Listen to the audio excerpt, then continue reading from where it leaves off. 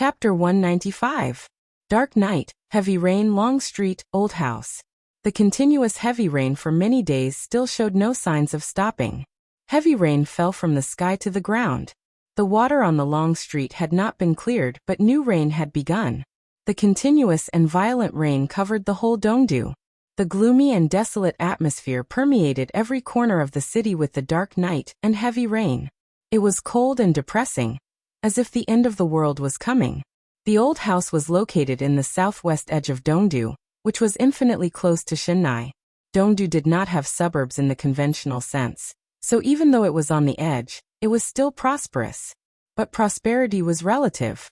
If this block, this long street, was the poorest place in Dongdu, perhaps even the locals who lived here could not refute it.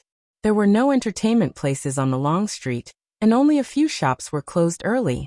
The roadside street lights flashed gloomily in the heavy rain. The light fell on the ground and the water kept rippling, flashing bleakly. It was still a scene of tens of thousands of lights, but the scene looked a little desolate. At the end of the long street was darkness. The nearby street lights had been completely damaged because of years of disrepair, and there were some potholes on the road. The old house, which occupied a large area but looked really unflattering, was located here. Under the heavy rain, it was completely dark, completely isolated from the whole world. It seemed that even the sound of the rain falling here was a little smaller. Silently, two pure white figures suddenly appeared at the entrance of the old house. The two figures stood on the left and right sides of the door of the old house, and then they did not move. The darkness obscured their appearances, only revealing the silhouettes of two human figures. Perhaps because the light was too dark, the two white figures that suddenly appeared at the door looked dazzling and strange. Muffled thunder rolled in the sky above. The pale lightning tore the sky in an instant, and the bright arc of light fell from the ninth heaven to the lowest place, completely illuminating everything around the old house for a moment. White clothes, white shoes, and white gloves. Two different but handsome and almost enchanting faces appeared in the darkness, and finally returned to the darkness. It's almost time. Amidst the rumbling of the rain in the darkness, a man in white suddenly spoke. His voice was so soft that it was almost cold, but his soft voice was extremely clear in the heavy rain. It's time. The other man in white said simply. The two fell silent again, motionless. Another bolt of lightning streaked across the sky. In front of the old house, the violent rain, the white people, the dark night, and the dilapidated door were all completely illuminated. In the light and shadow, the whole old house looked like a pure and depressing black and white painting. Bright lights lit up just before the thunder roared. In the rain, a black car drove steadily into the long street, heading towards the dilapidated old house. The two men in white looked at each other.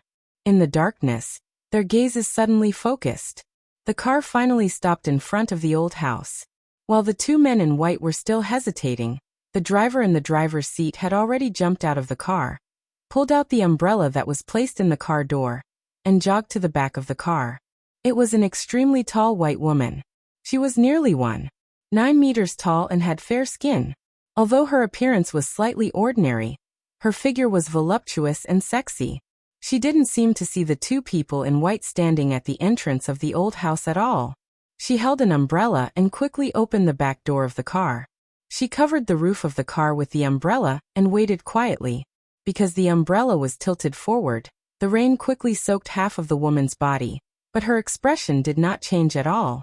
Her every move was smooth and natural, but revealed a kind of reverence and humility from the bottom of her heart. The two men in white looked at each other again, feeling a little ridiculous. Shadowless Shadow, one of the 12 super masters of samsara. Among all the experts at the peak of the thunder-shocking realm, she was a figure worthy of attention. Shadowless Shadow's strength was speed, and she was good at surprise attacks. Born in snow country, she was tall, but her movements were like a storm, and her momentum was fierce and hard to capture. In the whole dark world, she was a famous figure, and also one of the super masters of samsara with the highest exposure.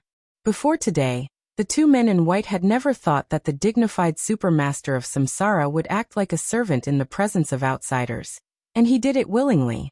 It was silent in the car. The two men in white watched quietly. Although they had not seen the main character, They felt the arrogance. The arrogance of being high and mighty. A slender and elegant leg was the first to stick out of the car, and the black high heels stepped on the wet ground softly and firmly. The tall woman walked out of the car, stood under the umbrella, and looked around casually. The wind and rain were still the same, and the darkness was still the same. But in an instant, there was suddenly a touch of dreamy light in front of the old house, which was like a black and white picture. She was wearing a black suit, black tights, and black high heels. Her long, smooth hair was casually combed into a ponytail. Her dreamlike, exquisite face was calm and cold, like the clouds and moon in the sky. In the darkness, her whole body seemed to be glowing, with a kind of dazzling and sharp light. Perfect, noble, exquisite, dreamy, proud, cold, different temperaments seemed to have fused together in the most thorough way, completely natural and without the slightest flaw. The eyes of the two men in white, who were no longer young, showed a little trance at the same time. This was the first time they saw this extraordinary woman in the dark world. The extraordinary woman who was regarded as a goddess by countless people. She suddenly appeared in the dark world in an extremely high-profile way. In recent years, behind every event in the dark world, there seemed to be her figure flashing, either in the light or in the dark, with peerless beauty. This light, slightly white, since it appeared, burst out the brightest light in the darkest world. Her beauty was like a poem or jade. This was a woman who should not be in Dongdu at this time, but now she was standing in front of the unknown old house. Qin Weibai. Wait for me in the car. With a cold and soft voice, Qin Weibai took the umbrella from Shadowless and stepped up the steps in front of her. Boss, Shadowless called out subconsciously. The clear sound of high heels on the steps paused. Qin Weibai held the umbrella and chuckled. It's okay. Wait for me. The two men in white at the door had already stepped forward at the same time and said with a smile, Welcome, Boss Qin. His Highness has been waiting for you in the house. Qin Weibai nodded and didn't say anything to them. She held the umbrella and walked into the gate of the old house. In the creaking sound that seemed to show the traces of time, the gate opened and closed. The two men in white still stood there motionless. In the darkness, in front of Shadowless, dawn broke. The inside and outside of the old house were basically the same. This was indeed not a luxurious or comfortable place. The mottled walls, uneven ground, and every brick and tile, every blade of grass and tree of the old house exuded a strong ancient aura. Stepping on the flagstone road in the courtyard, Qin Weibai went directly to the living room, the only light on. Although the old house was shabby, it was not small. In the rain, Qin Weibai was the only one walking quietly for dozens of meters. The sound of high heels hitting the flagstone was clear. The deep night, the violent rain, and the old courtyard. The power of time silently shattered the four walls of memory. Under the irresistible general trend, the whole world seemed to have only a predestined destiny. Qin Weibai's eyes were in a trance, and she walked all the way. Through the courtyard, her figure stopped in front of the front hall. Through the stained glass, it seemed that a man was sitting in the room. Qin Weibai took a deep breath. Her somewhat dazed eyes regained focus little by little. They became cold, sharp, and rational.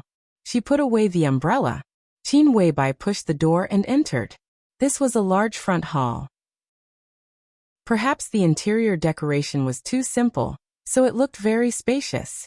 Lights that were not very bright fell into the hall, leaving large shadows where the light could not reach. On the sofa in the center, a man sat with his back to Qin Weibai, his head bowed. He seemed to be reading a book. There was no picture on the TV, no tea on the coffee table, and no temperature on the air conditioner. The whole front hall was dead silent except for the sound of Qin Weibai opening the door. Qin Weibai calmly clenched her fists and slowly walked into the front hall. The thin high heels hit the ground clearly, ethereal and dreamy. The man sitting on the sofa seemed to hear the sound. He stood up casually, turned his head, and said with a faint smile, Boss Qin, welcome. This was a very simple man. Simplicity was not all about temperament, but also about appearance. The man looked to be in his 40s. He was not very tall and burly. His figure was slightly ordinary, and his facial features were even more ordinary. But no matter who saw him for the first time, they couldn't say that he was an ordinary person. It was because he was simple. This was an indescribable feeling. He was too quiet and too clear, but every move he made was filled with the charm of the great Tao. He stood up casually and spoke calmly. There was nothing superfluous in his words or actions, but there was a kind of unparalleled power. Simple and peaceful, unfathomable. This was the first time that Qin Weibai couldn't see a person clearly. The other party seemed to put everything in front of her. He had no advantages but also no weaknesses. The world was like a picture scroll. The other party didn't choose to synchronize himself with the picture scroll, but hid behind the picture scroll, clear and blurry. This was a person. It was a very absurd evaluation. But it was Qin Weibai's most clear feeling. This was a person, the most real person without disguise, and without self. Qin Weibai frowned slightly and stared at the man in front of her seriously with her watery and dreamy eyes. She seemed to be thinking about something, as if she wanted to see through something. Her approach was so obvious, and there was no concealment. "What are you thinking, Boss Qin?" The man slightly raised his eyebrows. He still had a plain face, but with his movements, his whole person suddenly had a kind of indescribable spirit. It was that every corner of his body was flying with arrogance and fierce momentum, as if he was extremely disdainful of everything in the world and didn't care about it at all. Arrogance. This was the real arrogance. "Weibai greets your highness." Qin Weibai came to her senses, bowed very elegantly, and chuckled softly. "I'm wondering what kind of person your highness is. I've observed you for a long time, but I haven't been able to get the answer." "A long time? Is a minute a long time?" The man smiled disapprovingly, reached out and said, "Sit down." "It's been a long time." Qin Weibai said blandly, sat down on the sofa, and asked, "How should I address you, your highness?" "I haven't decided yet." The man thought seriously for a while, and then said self-mockingly, "No one has called me by my name for a long time. It's been many years. Call me Boss Qin." "How should I address you many years ago, your highness?" Qin Weibai sat quietly on the sofa and asked lightly. Her expression was as calm as the misty rain, but there seemed to be needles hidden in her bright eyes, sharp and fierce. "I forgot." The man's tone was indifferent. Qin Weibai took a deep look at him, and seemed to lose interest in asking more questions. She went straight to the point and said, "Let's get down to business. The general trend of East Island has been established. Your Highness, what do you think of our cooperation?" "My opinion hasn't changed." The man raised the corner of his mouth and said slowly, "Now we are ready and can act at any time.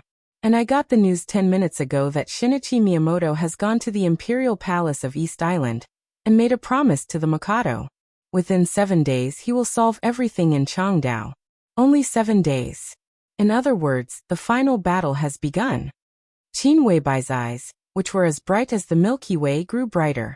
She nodded thoughtfully. The fact that Shinichi Miyamoto entered the Imperial Palace and made a promise to the Mikado was definitely a top secret. At least not many people were present, and they were all very important figures. But under such circumstances, the Highness in front of her could still get the information, which was enough to show that his power in East Island had reached a terrifying level. Qin Weibai's heart was a little heavy. Was an overly powerful ally really good for the general trend? Maybe. Why me? The man suddenly asked, looking at Qin Weibai, who was deep in thought. Facing the stunning beauty, his eyes were still calm and clear. He didn't even have a little bit of appreciation, let alone amazement. Qin Weibai seemed to be in a trance. Hearing this, she didn't stop and said indifferently, "Because of your past." "Past? I don't have a past.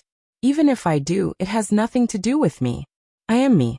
The man smiled with interest and said, "You seem to know me? It was Samsara who took the initiative to cooperate with us this time. You seem to know the so-called past.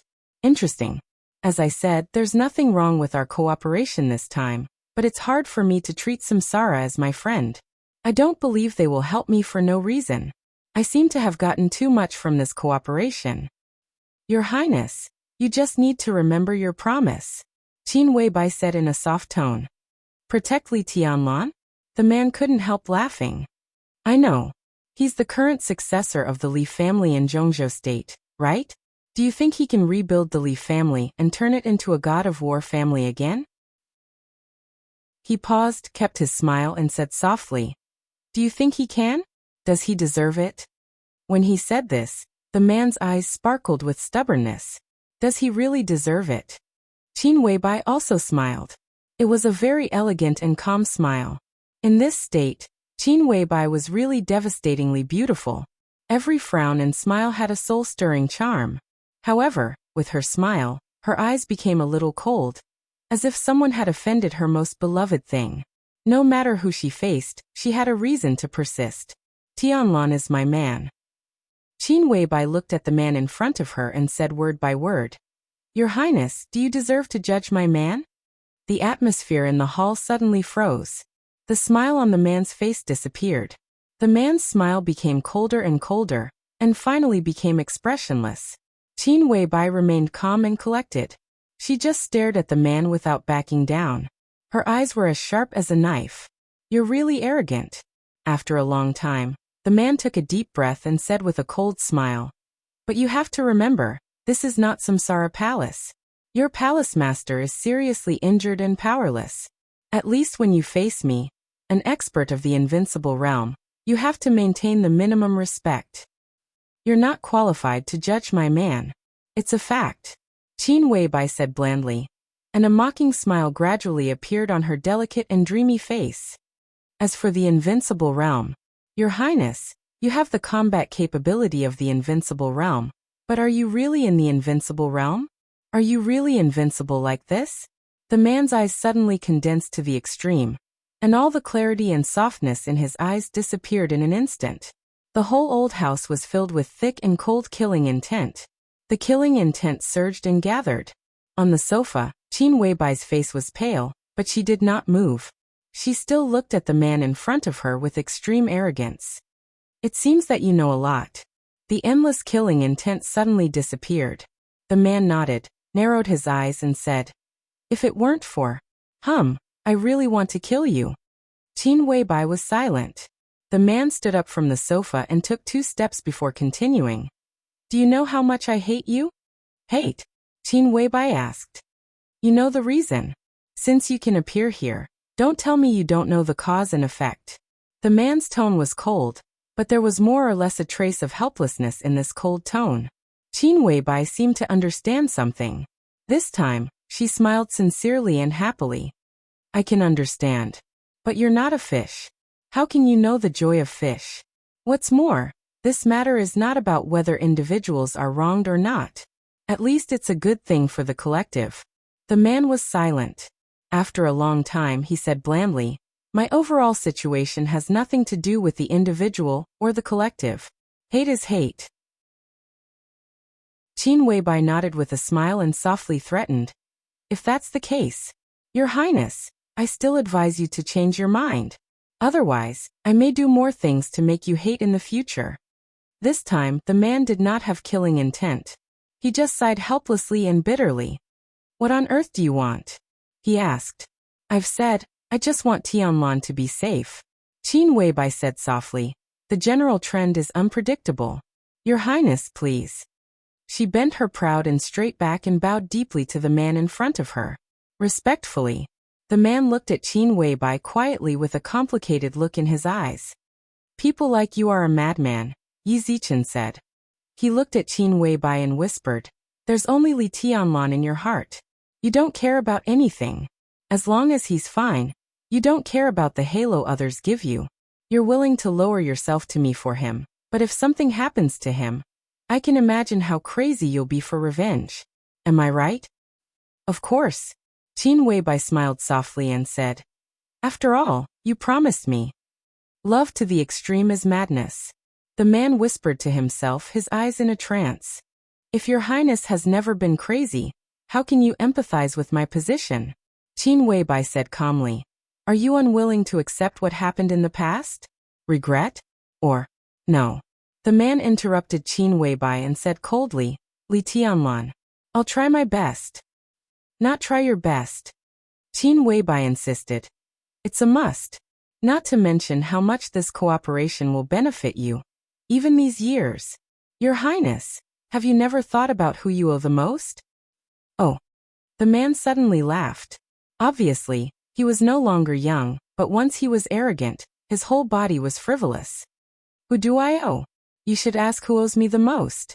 Qin Weibai's body shook. Her face, which had been tit for tat with the man, suddenly became pale. There was no trace of blood on it. That was indescribable despair and sadness.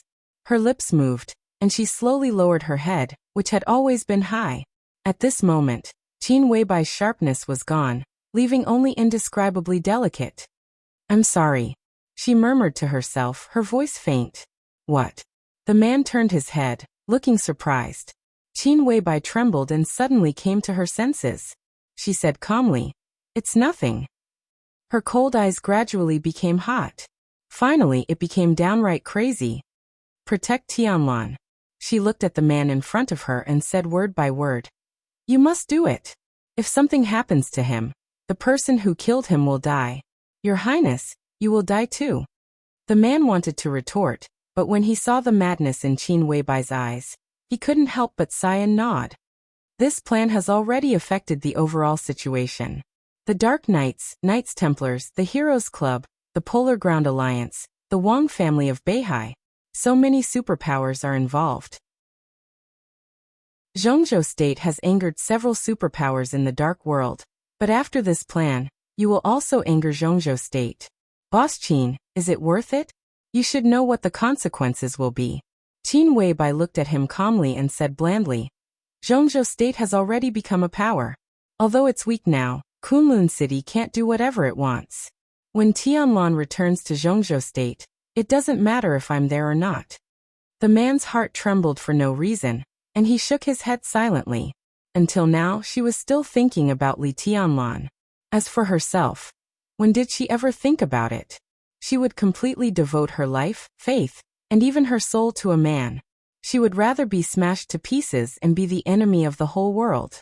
How terrifying was this madness? I'll leave for Changdao immediately. The man nodded, and his tone was firm. I'll go to Changdao too. Qin Weibai nodded. Are you going to see Li Tianlan? The man asked with a smile. Qin Weibai shook her head and said softly, It's better not to see him. The man took a deep look at Qin Weibai, feeling the determination in those 4 words. For the first time, there was real respect in his eyes. Besides money and power, force and wisdom could change history. But there was also madness. The man chuckled and said in a sincere tone, None of us know which will come first, tomorrow or an accident. The world is like a storm, and people are like candlelight under the rain. They can be extinguished at any time, because we never know what will happen in the next second. But I can promise you that this time, I'll try my best to protect Li Tianlan. That's my respect for your persistence. Thank you. Qin Weibai nodded, turned around, and walked out of the door without hesitation. When she was about to go out, she suddenly stopped. With her back to the man behind her, she said blandly, If the world is really a storm, when you go out in the storm, you will die a good death. The man behind her laughed wildly, unruly and indifferent. Outside the window, the rain was heavy. End of volume 2. Chapter 196. Changdao looked calmer and calmer. The currency war ravaged the entire East Island. Everyone's attention seemed to be attracted by the sudden outbreak of the war. Most of the blood and chaos were taken away by this war with no smoke and blood. The few remnants were drowned in the continuous storm in Changdao. East Island was in chaos. Changdao was dead silent. The commotion caused by the superpowers entering Changdao had subsided. All the superpowers were quietly lurking, holding back, waiting for the right time to trigger the final battle. East Island had the home advantage, and could start the final battle at any time. But the dark superpowers entering Changdao at this moment were not ordinary. As long as there was a chance, every superpower was qualified to start the final battle. The elites of the fire-flaming realm, the superiors of the thunder-shocking realm, the half-step invincible realm, even the invincible realm, and the famous murderous weapons of the dark world were all here. As time went by, the seemingly calm Changdao was actually getting more and more dangerous. It was like an explosive whose fuse had been ignited. The next second, the next minute, it could explode completely. Li Tianlan was waiting. The general trend was out of his control. All he could do was wait and see. But the process of waiting and seeing wasn't boring. In the last leisure time when the general trend seemed to be far away but was getting closer, Li Tianlan suddenly found that he could actually do a lot of things. Or even too many. The most important thing right now was to improve his strength. It was already the middle of July. Li Tianlan, who had too much vitality to squander, had basically recovered from his injury. It wasn't a blessing in disguise, but it was an indisputable fact that his strength had improved. During the battle in Zhongjing, under the pressure of Heavenly Calamity's death threat, Li Tianlan fell into an unprecedented state of fury. It could be said that by coincidence, his strength broke through again. And it was a double breakthrough. His real realm re-entered the stabilization phase of the ice-condensing realm. Within the effective range of the surge potion, his realm had reached the stabilization phase of the fire-flaming realm. After the completion of the chi-controlling realm, he went further, especially the shadow formula, and the third shadow had reached the basic level. These days, he spent a lot of time meditating every year, adapting to the strange and familiar power in his body, and studying his own unique skills. The 24 moves of sword, night walking, Buddhist incantation of 9 words, desperate chase, and even the 2 unique skills of the Wang family of Beihai were recorded in the map of God of War. Li Tianlan now had too many unique skills. In addition, his chi-controlling realm had surpassed the so-called completion and flawless. How to integrate these strange unique skills and realms into one, and turn them into his own combat capability, had become Li Tianlan's primary problem. Not only in East Island, but also in East Island. He didn't know when it started, but the second before his life ended, every time his strength improved, he would have a higher chance of survival. Survival. Grudges, the general trend, the past, and only survival kept moving forward in his heart until it occupied the most important position. An unprecedented sense of urgency occupied his heart. It was almost instinctive. Li Tianlan longed for all ways to become stronger. He didn't know why, but it was just a feeling. This feeling was called fear. It wasn't because of the fear of exposing his identity, but a vague intuition that seemed clear but also extremely vague. Li Tianlan didn't know what he was afraid of. He couldn't even tell exactly when this feeling began to exist. But the general trend was moving forward, the storm was getting more and more turbulent, and the feeling in his heart was getting more and more obvious. It was another deep night. In the rumbling sound of the wind and rain, Li Tianlan slowly opened his eyes from the deepest meditation. His eyes were solemn and calm. There was a faint light in the extremely luxuriously decorated room. His eyes took in everything in the room, and finally stopped on the beautiful figure in front of him. There was a bamboo rattan chair in the room. Dongqing Rushi sat quietly on the chair with her head down, playing with Li Tianlan's human emperor with interest. Her long black hair fell down like a waterfall, intentionally or unintentionally covering a small part of her face. The girl's face was beautiful, and her eyes were clear. Her every move was picturesque. Rushi, Li Tianlan called tentatively. Dongqing Rushi woke up about a week ago, and then she naturally lived in this villa. Her room was next to Li Tianlan's. She followed Li Tianlan most of the time except for resting. Beside Li Tianlan, she was really a girl without any sharpness or arrogance. She just followed Li Tianlan quietly and rarely took the initiative to speak, but she didn't refuse to chat with him. She accompanied him to meditate, eat with him, and meet with guests with him. This kind of relationship, which was forced together by engagement, was subtle and weird. But maybe because Dongqing Rushi was too quiet, Li Tianlan didn't feel embarrassed. So these days, although the two of them were not really attached to each other, in a sense, they were really a couple, and rarely separated. At the beginning, Li Tianlan had tactfully said once that he wanted Dongqing Rushi to do her own thing. After all, the two of them were inseparable. Although it seemed natural, it was extremely strange in the eyes of others. Even Dongqing Rushi herself couldn't say that she loved him deeply. She was just trying very hard to maintain the identity of a fiancé, and do what a fiancé should do. Li Tianlan still couldn't imagine what the identity of fiancé meant to Dongqing Rushi. But before he figured out how to deal with the relationship with Dongqing Rushi, this kind of intimacy, or superficial intimacy, was obviously not an appropriate approach. So Li Tianlan thought it was very appropriate to separate from Dongqing Rushi, at least for the time being. Dongqing Rushi didn't say anything. She just blinked her big clear eyes and looked at Li Tianlan for a while, then nodded and left. But in less than 5 minutes, she appeared in front of Li Tianlan again. It was Dongqing Yueshan. Dongqing Yueshan was much colder, sharper, and more arrogant than Dongqing Rushi. Since then, Li Tianlan refused to say anything more, and let Dongqing Rushi follow him. Although it hadn't been a long time, in a sense, he found that he had gotten used to this kind of quiet following. Ah. Dongqing Rushi responded. She raised her head subconsciously and said seriously, "You haven't talked to me for a long time." "I was meditating." Li Tianlan smiled and looked at the time. He had meditated for more than 6 hours, and it was almost midnight. "I know." Dongqing Rushi nodded, and continued to look down at the human emperor in her hand. For her, she could carry the human emperor that weighed more than 50 kilograms, but it was not easy to use it easily. After playing with it for a while, her hands were a little sore. "Are you tired?" Li Tianlan took the human emperor and looked at Dongqing Rushi.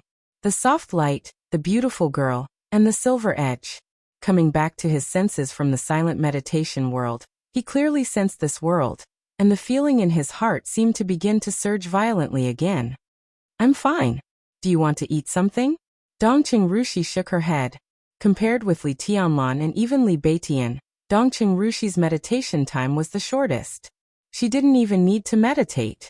Her second personality, Dongqing Yueshan, was too weird, and the form it showed was extremely strong, even not weaker than the first personality's autonomy and independence. In this case, when the first personality was fighting or relaxing, the second personality could have enough time to meditate.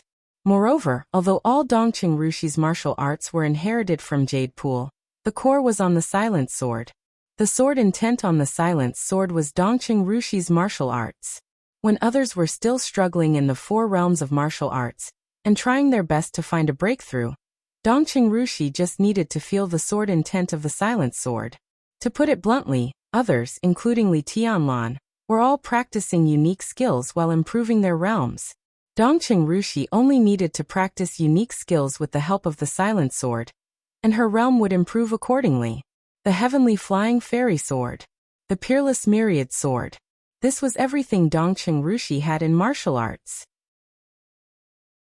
When these 2 sword intents reached the extreme and merged with silence, Dongqing Rushi could step into the invincible realm. The Great Way was the simplest. This could be said to be a shortcut, and the key to Dongqing Rushi reaching the peak of the fire-flaming realm at the age of 19. Although this method was rare, it was not unparalleled in the world. The Li family also had a similar unique skill path. The most important thing for such a path was to have a suitable carrier. The carrier of Jade Pool was the sword intent in the silent sword, and the carrier of the Li family was unique skills. If Li Tianlan only wanted to pursue the invincible realm, he didn't need to practice the complete 24 moves of sword. He only needed to practice the 15th blade of reincarnation, and then he would have a chance to enter the invincible realm. However, although this path was a shortcut, it was also very difficult. Even if he succeeded, the upper limit was too low, which was not in line with Li Tianlan's pursuit. Dongqing Rushi could take this path, except that she was a girl, and the only possibility was that her compatibility with the silent sword was almost perfect. Thinking of what Dongqing Yueshan said, Li Tianlan took a deep look at Dongqing Rushi, and his heart was full of mixed feelings. "I'm not eating. I'm not hungry." He shook his head and said softly. The vague sense of oppression and fear in his heart existed almost all the time, and it was getting clearer and clearer. Li Tianlan was not in the mood to think about other things at all. After meditation, he had planned to continue studying the Buddhist incantation of 9 words of tribulation. He was destined to be sleepless tonight. "You're in a bad mood." Dongqing Rushi stood in front of Li Tianlan and said flatly. It was not a question, but an affirmation. Under the soft light, she stared at Li Tianlan quietly. Her eyes were clear, as if they were not stained by the magazines and dust of the mortal world. That was a very quiet power. In the past many years, had she been like this, staying on the peak of Tian Shan, growing and blossoming quietly and quietly? Was she lonely? Was she bitter? Was she lost? Dongcheng Rushi, Dongcheng Yueshan. What kind of power was surging behind the indifference and tranquility? Li Tianlan smiled slightly. At least at this moment, in front of Dongcheng Rushi, he had let down his guard. I'm scared. He looked into Dongcheng Rushi's eyes and said calmly, What are you afraid of? Dongcheng Rushi looked at Li Tianlan in confusion. But what she got was only silence. Li Tianlan thought about it seriously. He didn't know what he was afraid of. It was just a vague feeling, or intuition, that was getting clearer and clearer. It seemed to be losing. Losing. Li Tianlan murmured to himself and said softly, You're afraid of losing, aren't you? Dongcheng Rushi looked at Li Tianlan quietly. She was extremely tall, so she could see Li Tianlan's eyes without deliberately looking up. At this moment, Li Tianlan said he was afraid, but there was no fear or retreat in his eyes. Dongcheng Rushi only saw firmness, and the hidden wildness behind the firmness that could shake everything. Her clear eyes fluctuated slightly, like ripples on the water, spreading layer by layer. In the silence, Dongcheng Rushi reached out and gently pulled Li Tianlan's palm, saying in a clear voice, Don't be afraid. I'll be with you. Li Tianlan felt warm inside, but before he said anything, Dongcheng Rushi continued. The Dongcheng clan will be with you too. When you were meditating, Grandpa called me. He said that things in East Island should be solved soon. At least there will be a result. Then he will ask us to go back to Zhongyuan and celebrate our birthdays. The corner of Li Tianlan's mouth moved. He wanted to say something, but he couldn't say anything. He knew very well what the invitation of the Dongcheng clan meant at this time. When his identity was no longer a secret, when he had caused the hostility of Kunlun City, and even the Wang family of Beihai and countless people, the Dongcheng clan's statement meant support. And it was full support without any concealment. Li Tianlan had been carefully guarding against the kindness and possible malice of the Dongcheng clan. But as the Dongcheng clan went to the opposite side of Kunlun City, all the doubts in his heart suddenly disappeared. Li Tianlan was excited and took a deep breath. Thank the old master for me. He was still worried, but he also knew very well that he couldn't refuse such help, and he had no right to refuse it. You're welcome. Dongcheng Rushi was still indifferent, but her eyes lit up slightly. Grandpa said it's just a good time to save a cake. Well, she nodded, made a gesture and said, I want a big cake this time. Li Tianlan was a little lost in thought. He finally realized that something seemed to be wrong. So he said subconsciously, Save a cake? Yes. Dongcheng Rushi said softly. Our birthdays are the same month and the same day. Li Tianlan froze. They were born on the same month and the same day. This sentence was like a breeze, directly blowing into the depths of Li Tianlan's heart. In an instant, fate seemed to be close at hand. Dongcheng Rushi pulled Li Tianlan to sit on the bed and said softly, Why are you afraid? To be exact, it's a sense of urgency. Li Tianlan shook his head. I always feel that something is going to happen. If I don't have enough strength, I'm likely to lose something. When did it start? Dongcheng Rushi seemed to chuckle. It can't be intuition, can it? Prophecy? Li Tianlan was also smiling, but his smile was bitter. Countless images seemed to squeeze into his mind at the same time. When did it start? From the moment he saw Gong Sunqi? Or from the moment he and Saint faced the murderous weapon? Or was it when the Duke handed him the list? Memories kept rolling, and all kinds of images appeared in his mind. They kept rolling, passing through the heavy rain in East Island, the Sky Academy, and finally stopped in the strange and hurried crowd. All the images suddenly disappeared. There was only a pair of eyes with faint coldness in front of Li Tianlan. They were dreamlike, perfect and flawless. Li Tianlan's face was livid, and he suddenly stood up. The pair of dreamy eyes became clearer and clearer, and the fear in his heart instantly reached the extreme. Until this moment, he realized that he hadn't heard from Qin Weibai for a long time. Li Tianlan took out his cell phone with trembling hands and dialed Qin Weibai's number immediately. No one answered. Li Tianlan didn't give up and started to send videos again. There was also no response. Li Tianlan's livid face began to turn pale. For many days, with Saint, Duke, Horsewoman, and the Flaming Fire Supermasters around him, He began to instinctively feel that Qin Weibai was also extremely safe in Zhongzhou State. But it was not until this moment that he realized that they hadn't contacted each other for many days, which was a strange phenomenon. How was Qin Weibai now? Li Tianlan's livid face turned pale. He took the cell phone and sent a voice message word by word. Answer my call, right now. There was no response. Li Tianlan managed to wait for 5 minutes. The atmosphere in the whole room gradually became oppressive and violent. Just when he was about to stand up and go to Duke, the long-lost video ringtone finally rang. Li Tianlan breathed a sigh of relief and answered the video call without hesitation. The delicate face that seemed to have been missed day and night and ignored for a long time appeared in front of Li Tianlan in the video call. Qin Weibai was wearing a white bathrobe and was wiping her hair with a towel. I was taking a shower just now, she said softly. Your tone is very strange. Are you angry with me? No. All the anxiety and fear in Li Tianlan's heart suddenly disappeared, leaving only complete peace. He scratched his head and said softly, I just miss you. Qin Weibai's beautiful red lips gently raised, and her eyes were bright. Her whole body released a kind of almost suffocating charm. Me too, she said softly. I miss you very, very much. Li Tianlan gave a silly laugh and said, Where are you? Why haven't you contacted me for so long? Qin Weibai's expression slightly froze, and she said in a low voice, I'm still in the Sky Academy. Well, there are a lot of things going on recently, and your side is more complicated. You must be very busy these days, right? Actually, there's nothing to be busy about. Li Tianlan's heart became more and more relaxed. It seems that things have stabilized for now. Stability is only temporary. Qin Weibai said, You have to be careful in East Island. Tianlan, the situation will change soon. I've received the news that Shinichi Miyamoto personally met the Mikado and promised to solve all the disputes in Changdao within 7 days. In 7 days, no matter what, there will be a clear result. 7 days. Li Tianlan's eyes slightly narrowed, and he slowly said, How many days is this? The first day. Qin Weibai calmly said. Li Tianlan nodded.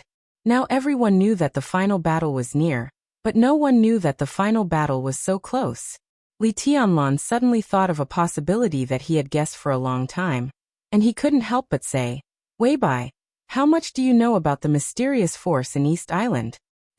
I know a lot, but also very little.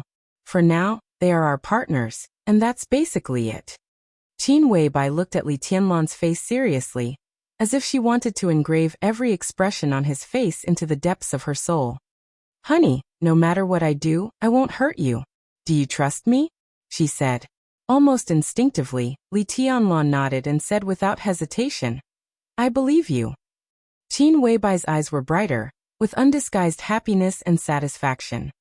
The storm is about to pass, and you can leave East Island soon, she said with a smile.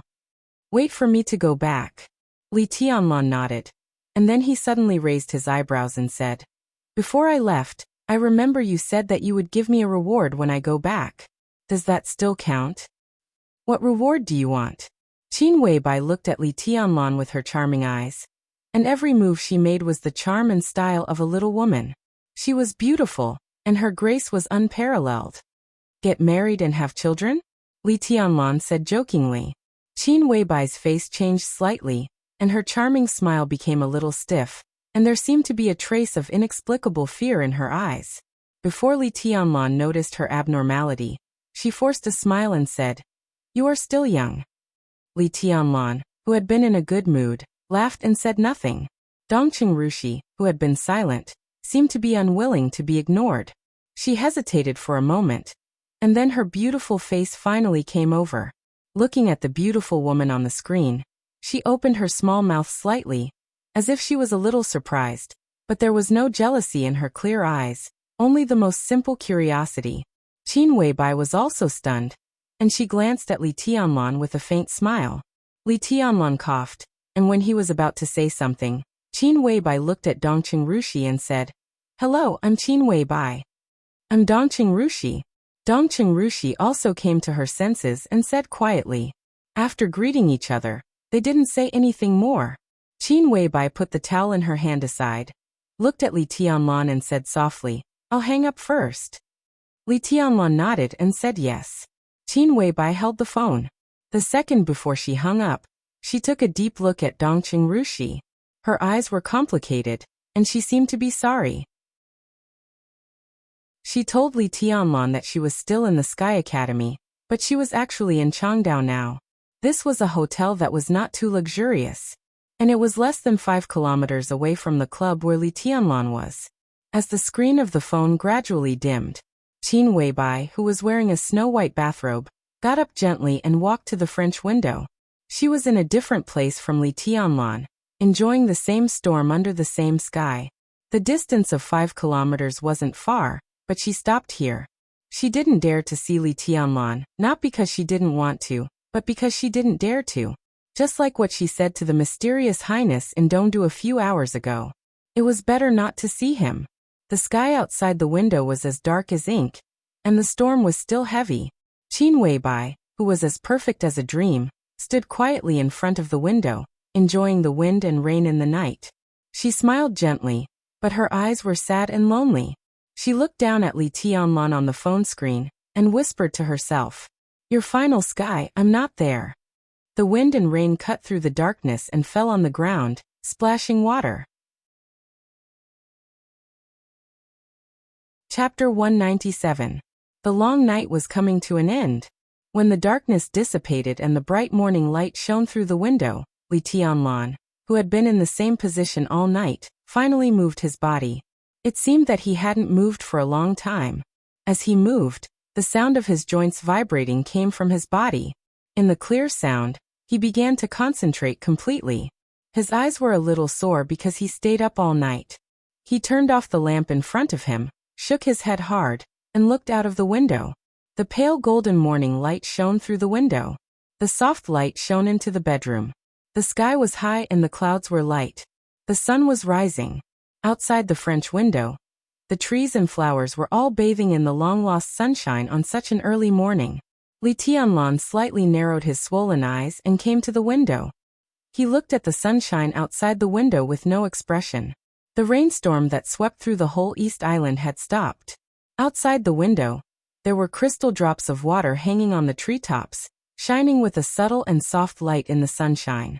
The first day of the 7-day period passed quietly in the bright and rare sunshine. Wind, rain, and sunshine. The natural environment was alternating. But the depression in Li Tianlan's heart never decreased. Meditation had almost replaced his sleep. He was busiest when he had nothing to do. The unique techniques of Zhuanyuantai, tribulation, and even the Wang family of Beihai were running in his mind all the time. Li Tianlan had never had this kind of mentality before. This kind of desire, even the crazy mentality of wanting to become stronger.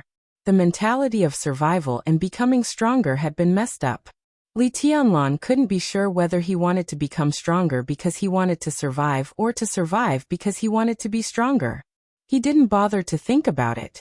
There was not much conflict between the two. He was still alive, so he would try his best to become stronger. That was all. The morning sun rose slowly in the cool morning wind. The light covered the earth and shone on every corner. Li Tianlan didn't move, letting the sun cover him. In the morning light, his whole body seemed to be emitting a pale golden brilliance. In the blurry light and shadow, there was a calm and determined face. Dongqing Rushi had already sat up from the bed. She blinked her sleepy eyes and stared at Li Tianlan's back. She didn't leave last night, nor did she do anything intimate with Li Tianlan. When Li Tianlan was studying unique skills, she slept on Li Tianlan's bed. The simplest companionship was also the most silent and gentle. No one could know how perfectly Tianlan had been instilled in Dongqing Rushi's mind since she was a child. He was everywhere, and as the two of them got closer, the vague impression seemed to become clearer and clearer. Dongqing Rushi's two personalities couldn't be sure if this was love, but even if it had nothing to do with love, playing the role of a fiancé was definitely what she wanted to do most now. She moved her body on the bed, and the confusion in her eyes gradually disappeared. She gradually became clear-headed and cold. Haste makes waste, you've heard of this saying, right? I don't object to you risking your life, but proper rest is still necessary. Otherwise, it will only have the opposite effect. She looked at Li Tianlan's back shrouded in light and said in a flat tone. He didn't need to ask which personality of Dongqing Rushi this tone belonged to. Li Tianlan raised his eyebrows slightly and was not surprised. He said calmly, I've already rested. 2 hours of sleep a day. Or nearly 10 hours of meditation. If you think that this so-called rest can help you, then forget about what I said. Dongqing Yueshan's tone was a little cold. Li Tianlan frowned and said nothing. So far, he had seen Dongqing Yueshan 3 times. But each time they talked, they parted on bad terms. Li Tianlan didn't hate Dongqing Yueshan's personality, but it was hard for him to like her. Generally speaking, she seemed to be born with a bad temper. What on earth are you worried about? Dongqing Yueshan sighed softly, got out of bed and walked to Li Tianlan. Samsara. Li Tianlan didn't hesitate this time. He seemed to have an answer in his heart. In the morning light, he took out a cigarette and lit it. He took a deep breath and suddenly said, Does the Dongqing clan have any information about Samsara's action this time? Dongqing Yueshan froze for a moment. Li Tianlan continued. This time Zhongzhou State is plotting against East Island. Samsara is fully cooperating, but it can't be voluntary help, right? What does Samsara want? Do you have any information about this? Dongqing Yueshan thought about it and shook her head. No. You should know that our family can't care about this now. In our family, except for you and me, only my godfather is in Changdao. The others are in Zhongzhou State. The Battle of Changdao is not the focus of our family. Our family. Dongqing Yueshan said this word naturally, almost instinctively. Li Tianlan took a deep look at her and said nothing. Right now, the main focus of the Dongqing clan was not on Changdao. Even Jade Pool didn't make much effort in this nation-toppling plot. When countless forces of Zhongzhou State began to expand outward, someone in the rear had to pay attention to the defense. Dongqing Wudi, the god of massacre of Zhongzhou State, was flying around the camps of the Border Control Corps almost every day. He had no time to care about Changdao and Samsara. Right now, Zhongzhou State wasn't peaceful either. A large number of East Island experts were trapped in Huading, including several experts of the Invincible Realm. The whole of Huading could become the 4th battlefield besides Changdao, North America and Northern Europe at any time. Similarly, the famous Border Control Corps of Zhongzhou State was also an obvious target. The Dark World was a world full of cruelty, blood and violence. But behind a series of negative words, it also meant that this was an absolutely rational world, especially when the superpowers rarely fought against each other. In the current situation, the special warfare system of East Island was in danger, and it was inevitable that Zhongzhou State would benefit. So it was time to pay attention to balance. If East Island was driven to desperation, it might let the experts trapped in Huading break out of the encirclement and turn Huading into a new battlefield. But if there were no great benefits, how could other forces cooperate willingly? They paid attention to balance. Since the rise of the Snowdance Corps was inevitable, it was acceptable to inflict a heavy blow on the Border Control Corps and let the Snowdance Corps grow. The Border Control Corps was famous, and all of them were elites. But it was much easier to attack them at the border than to sneak into an away battlefield. Everyone understood this. Now all the eyes of the Dongqing clan and Jade Pool were focused on the defense of Zhongzhou State. To put it bluntly, they didn't care about anything here in Changdao at all. Don't worry. Her Highness of Samsara defeated Gu Xingyun and is in the limelight. Who will have the time to mess with her? She'll be fine. Dongqing Yueshan said slowly. Li Tianlan nodded and then shook his head.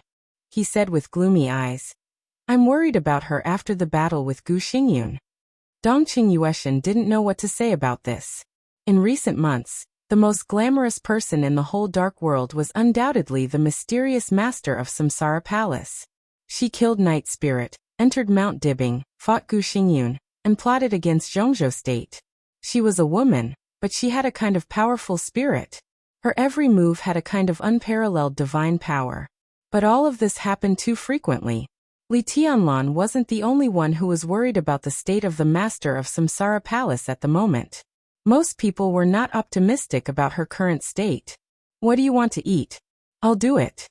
Dongqing Yueshan was silent for a while, Then she simply changed the topic and asked. The Dongqing clan had always been very clear about the cultivation of Dongqing Rushi. First of all, she was the fiancée of the Li family, and second, she was a genius of martial arts. Under this cultivation mode, Dongqing Rushi's cooking skills were needless to say. A breakfast was no problem for Dongqing Rushi's two personalities. No. Li Tianlan shook his head, turned around and said, I don't have an appetite. I'm going out for a walk. Dongqing Yueshan said faintly, Oh, I'll accompany you. I can take a breath of fresh air. You. Li Tianlan looked at Dongqing Yueshan with a strange look. Dongqing Yueshan, whose personality was sharp and almost fierce, snorted coldly and said directly, Do you have a problem with that? Shouldn't you go back? Li Tianlan said euphemistically. It was easier for him to accept the main personality of Dongqing Rushi. She was peaceful, pure, beautiful, and noble without any blemish. I'm not going back. Dongqing Yueshan shook her head, glanced at Li Tianlan, and said with a faint smile, If you want to see her tomorrow.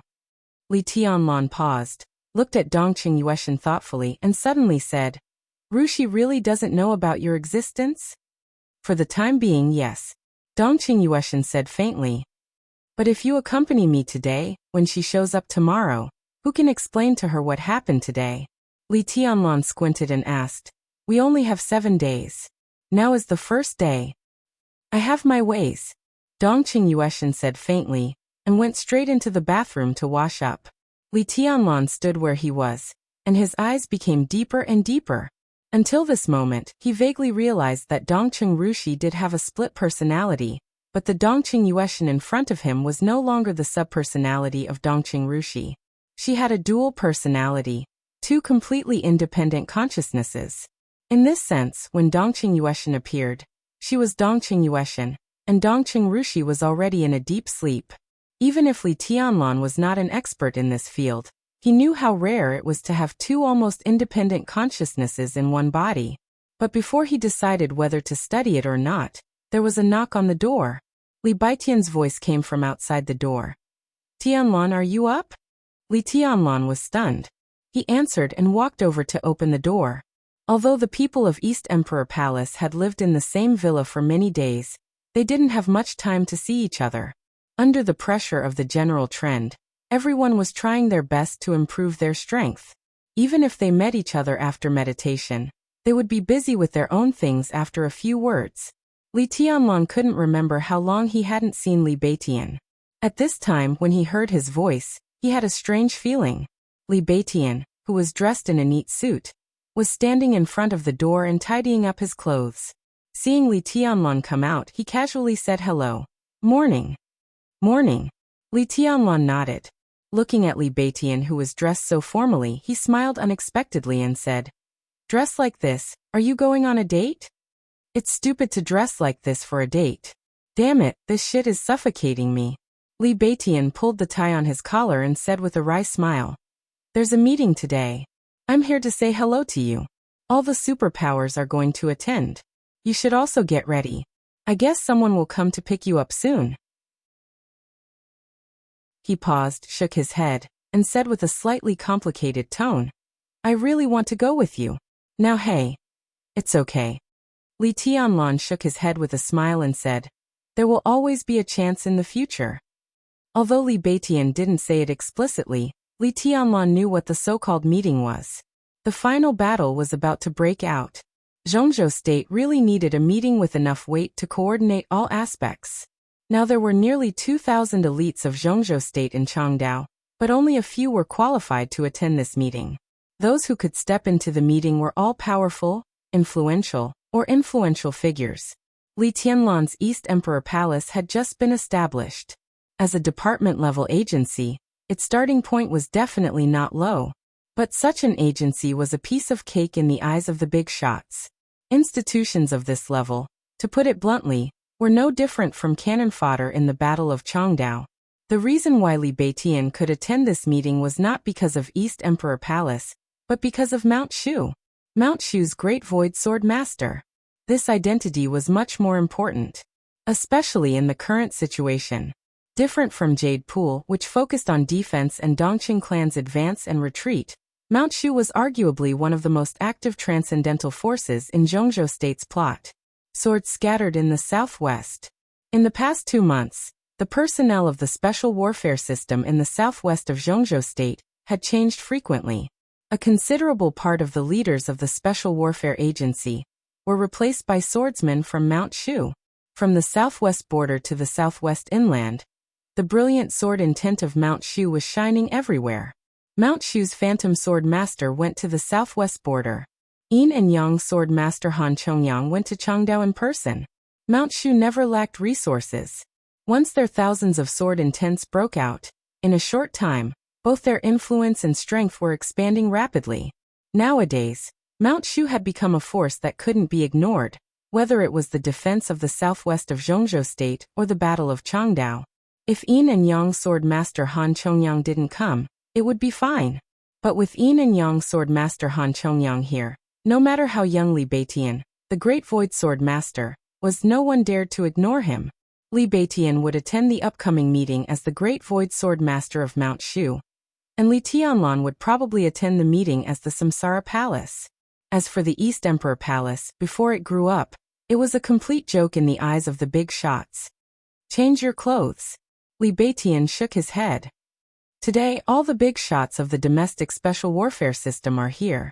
We can't lose. I just got a call. I guess people from Samsara will come to pick you up soon. Li Tianlan nodded. Before he said anything, Dongqing Yueshan, who had finished washing, walked out of the bathroom. She asked casually, "Where are you going?" "There's a meeting later. I guess I have to go too." Li Tianlan answered casually as well. There were 2 groups of elites that Zhongzhou State sent to East Island. The first group was relatively simple. Most of them were elites of the Special Warfare System, or freshmen of the Special Warfare Academy. But the second group was completely different. There were many extraordinary figures in it. Although the second group was only about 600 people, the weakest one was an elite in the fire-flaming realm.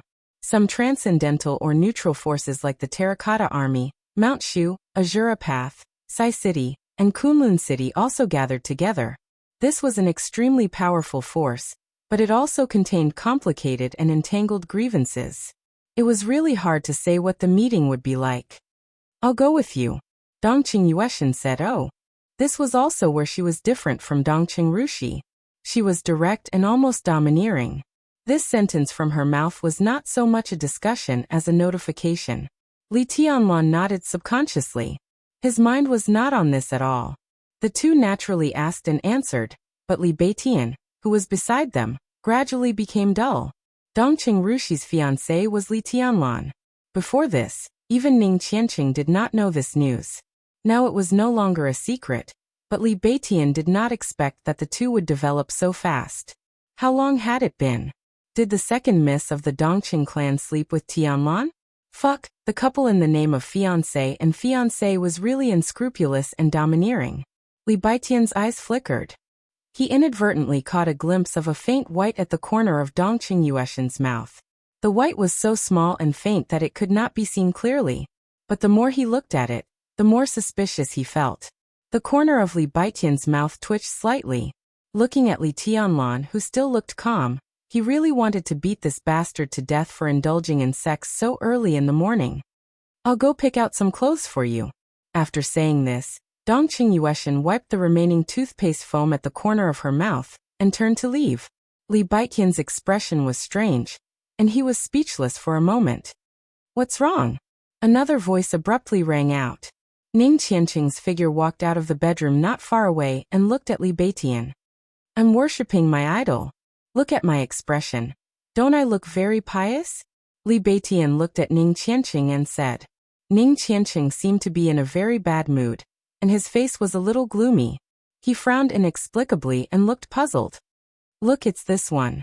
Come and take a look." Li Beitian looked at Li Tianlan with an exaggerated expression. "The strongest holy knight of the century has appeared. Brother, aren't you going to worship him?" "What nonsense are you talking about?"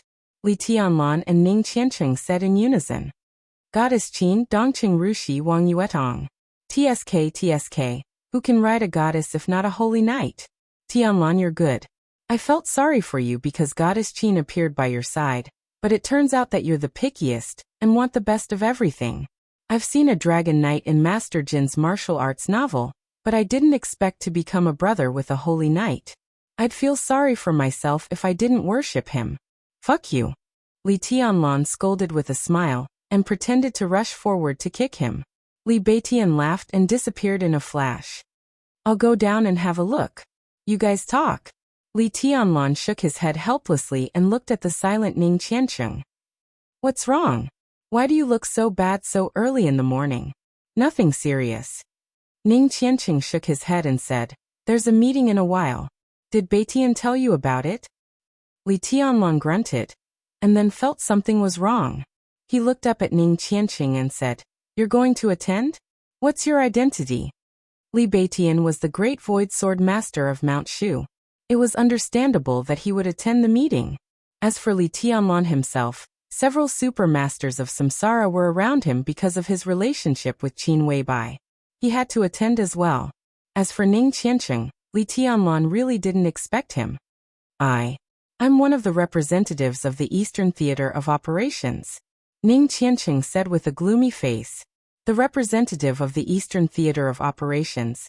Li Tianlan was stunned. He looked at Ning Qiancheng and didn't say anything for a while. Ning Qiancheng's father, Ning Ziyuan, was the commander of the Eastern Theater of Operations in Zhongzhou State. The Eastern Theater of Operations invested so much in the Battle of Changdao that it was incredible.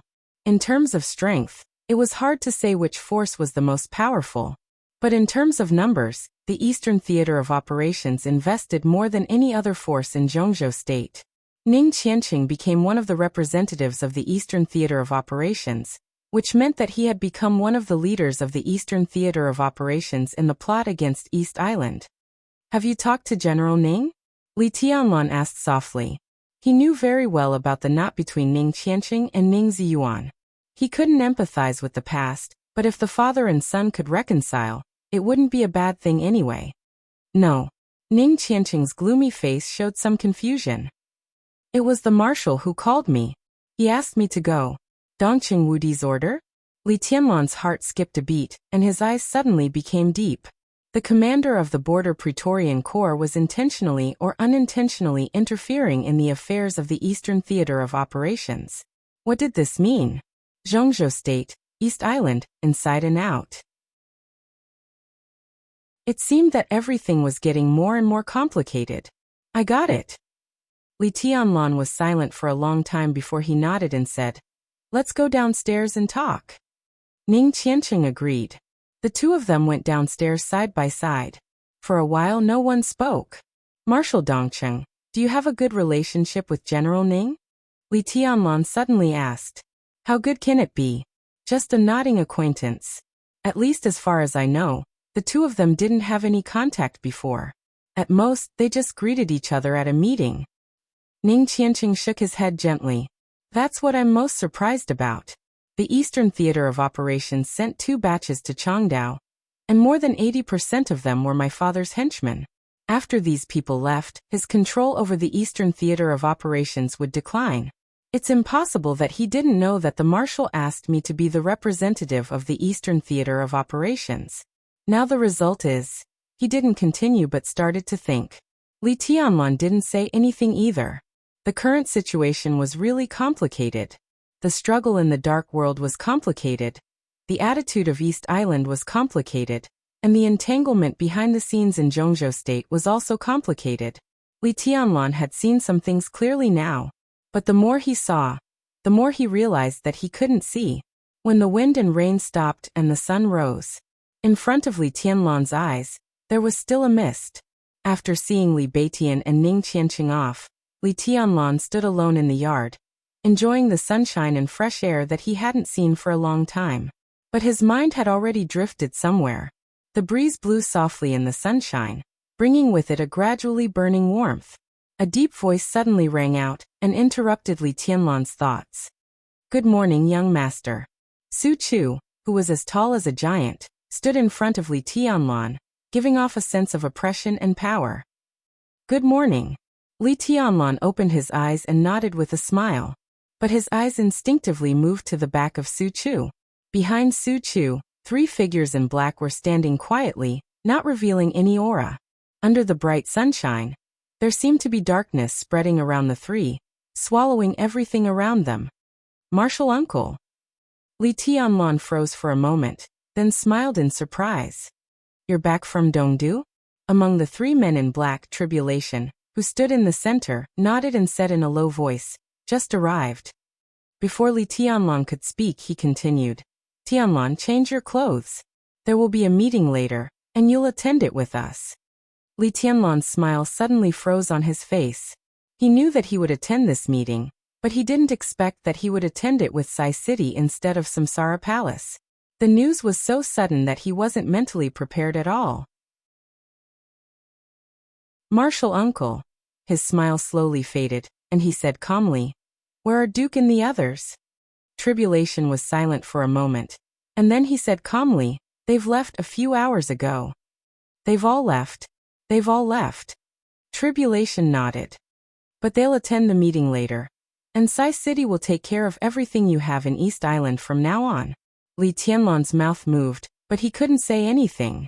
At this moment, he suddenly thought of Li Beitian, Ning Qiancheng, and several super masters of Samsara, who had left without saying goodbye. However, those vivid images, including Tribulation, had all become chess pieces in his mind at this time. He himself became a chess piece. The general trend was like a chessboard, and everyone was a chess piece. In every slight or serious turbulence of the situation, all the chess pieces were uncontrollably moving closer or farther away. Involuntarily, faintly, he could clearly sense that some things were approaching him, while others were moving further away from him. It turned out that the farther away, Li Tianlan looked calm. Chapter 198. Everything seemed to be unstoppable. This was Li Tianlan's sudden thought. The wind and rain in the dark world seemed to be changing all the time. Being in the rainstorm, Li Tianlan had a feeling that if Zhongzhou State's plot against East Island at the beginning was just a pure accident, then the layout after the accident was full of artificial traces. At this point, Li Tianlan wasn't sure if the situation was out of Zhongzhou State's control, but in the general trend, he could already see a looming black hand pushing everything forward. The departure of Samsara. All the superpowers entered Changdao, even the activity of Mount Shu and the Eastern Theater of Operations, and the current currency war. Every step seemed to be under the control of the Black Hand, and it never deviated from the original track. And as time went by, all the current events seemed to be slowly coming to an end. 7 days. When the time passed, what would happen to Zhongzhou State, East Island, and the superpowers in the Dark World? Li Tianlan thought silently. At this moment, he felt very complicated inside. This kind of view of the general trend from a very high place with very low strength was broad enough, but it didn't feel good. He could clearly feel that something was slowly changing, but he couldn't do anything about it, so he was unwilling to accept it. He stood very high, but not the highest, because there was still wind and rain above his head, so he was depressed. If I am invincible, Li Tianlan laughed at himself, looked at Tribulation in front of him, and nodded. I see. At this moment, his expression was calm and tough, as if he could suppress everything. But how horrible it would be when all the suppression broke out. He took a deep breath, hid all his emotions, and suddenly said, Who are these 2? The 2 men in black who came with Tribulation were a man and a woman. The woman looked younger, at most 30 years old, with a plump figure and delicate skin. She wore loose black clothes and wore no makeup. She looked a little mysterious and enchanting, like a black rose. At first glance she looked weird, but at a closer look, she had a kind of charm. The man next to the woman had a beard and a weathered face. He was tall and thin, and his ordinary appearance looked extremely gentle. When they didn't speak, they stood beside Tribulation like 2 shadows, dark and ethereal, without any sense of existence. But Li Tianlan clearly felt danger from them. That faint, almost non-existent feeling made him instinctively vigilant, and even his body seemed to be subconsciously in a defensive state. Assassin. This was Li Tianlan's first impression. An assassin who did not reveal his aura, or even carry killing intent was undoubtedly a top-notch assassin. I'm Yumu. Before Tribulation could introduce her, the woman standing on his left had already bowed slightly. She was obviously in a low position, but she did it with elegance and arrogance. Her voice was clear and extremely cold, yet it carried a trace of tenderness that made one's heart tremble. I'm Sunset Shadow. The middle-aged man on the right side of Tribulation laughed freely and heroically, with a kind of unique coldness and boldness after being attacked by wind and snow. His voice was not very loud, but it was extremely clear and sounded penetrating. In Li Tianlan's slightly narrowed eyes, Yumu and Sunset Shadow bowed at the same time and said calmly, "Greetings, young master." Young master. Su Chu's face suddenly changed. Dongqing Yueshan, who had just stepped into the villa and saw this scene, was also shocked. Only Li Tianlan, the person involved, remained calm. He suppressed all his inner emotions at the bottom of his heart, and always maintained extreme calmness and restraint. Young master, he muttered to himself, then nodded and repeated, "Well, young master. From today on, you are the young governor of Sai City. From now on, there will always be a place for you on Mount Taibai." Tribulation looked at Li Tianlan, who was as calm as the deep sea in front of him, and said with unquestionable determination, "No matter what." Li Tianlan looked up at Tribulation. Tribulation was dressed in black, and the silver mask hid all his expressions, but his eyes were shining with cold and blazing light. No matter what. The meaning of these 4 words seemed to be more meaningful than the identity of the young governor of Sai City. And it was much more meaningful. From Qin Weibai's man to the young governor of Sai City. From a strange young heavenly son to the descendant of the Li family. This was especially so for the former. A private identity that was sufficiently illustrious but tainted with too much ambiguity had directly become an official identity that could not be underestimated. Li Tianlan could adapt to it, but he couldn't and didn't want to adapt to this change. There was still a mist in front of him, but some clear outlines had begun to appear in the mist. Why? Li Tianlan suddenly asked. He was baffled by this question, but he believed that Tribulation could understand what he meant. I don't know. Tribulation was not at a loss, but he did not give any answer. Still too weak. Li Tianlan laughed at himself and said, "Too weak. Do you regret it?" Tribulation looked at Li Tianlan and asked. Li Tianlan's strength was actually not weak. If he did not choose to recultivate, with his strength of the thunder-shocking realm, and his current wind and thunder veins, even in this battle of Changdao, no one dared to ignore him, just like Wang Shengxiao now. Tribulation couldn't tell Li Tianlan any answer, but he knew that if Li Tianlan hadn't recultivated, this period of time, which was not wasted but could be regarded as tempering, was enough for Li Tianlan to go further in the thunder-shocking realm, and even reach the stabilization phase. If Li Tianlan had not recultivated, everything that happened today might have been a different plan. I don't regret it. Li Tianlan shook his head and said softly, "I just don't want to give up." After a long silence, Tribulation reached out and patted Li Tianlan on the shoulder, saying faintly, "Time will prove everything." Li Tianlan smiled and said, "I'm going to change clothes, and then go to the meeting." Tribulation nodded and watched Li Tianlan's figure walk back into the villa. He walked so calmly, but no one could know that his heart had been twisted into a ball. That was the most direct pain and confusion. The moment he heard the words, "young governor of Sai City," he had already understood. Some things did not just leave him, but were cut off. The most thorough, complete cut. Li Tianlan did not know the future, but he could feel that, at least for a long time, it was almost impossible for the things that were cut off to be reunited. Time passed by only for a moment. Li Tianlan's figure reappeared again. His expression was still calm, but his clothes had changed. A black suit, a black tie and a white shirt. Li Tianlan, who was dressed so formally for the first time, did not look uncomfortable at all. The clean and tidy black made him look more spirited, and his eyes, which had always been calm and gentle, began to show sharpness gradually. "Let's go." Li Tianlan walked to Tribulation and said, "Su Chu and Rushi will go with me." Tribulation nodded, took out a willow leaf-shaped badge from his arms, and pinned it on Li Tianlan's chest.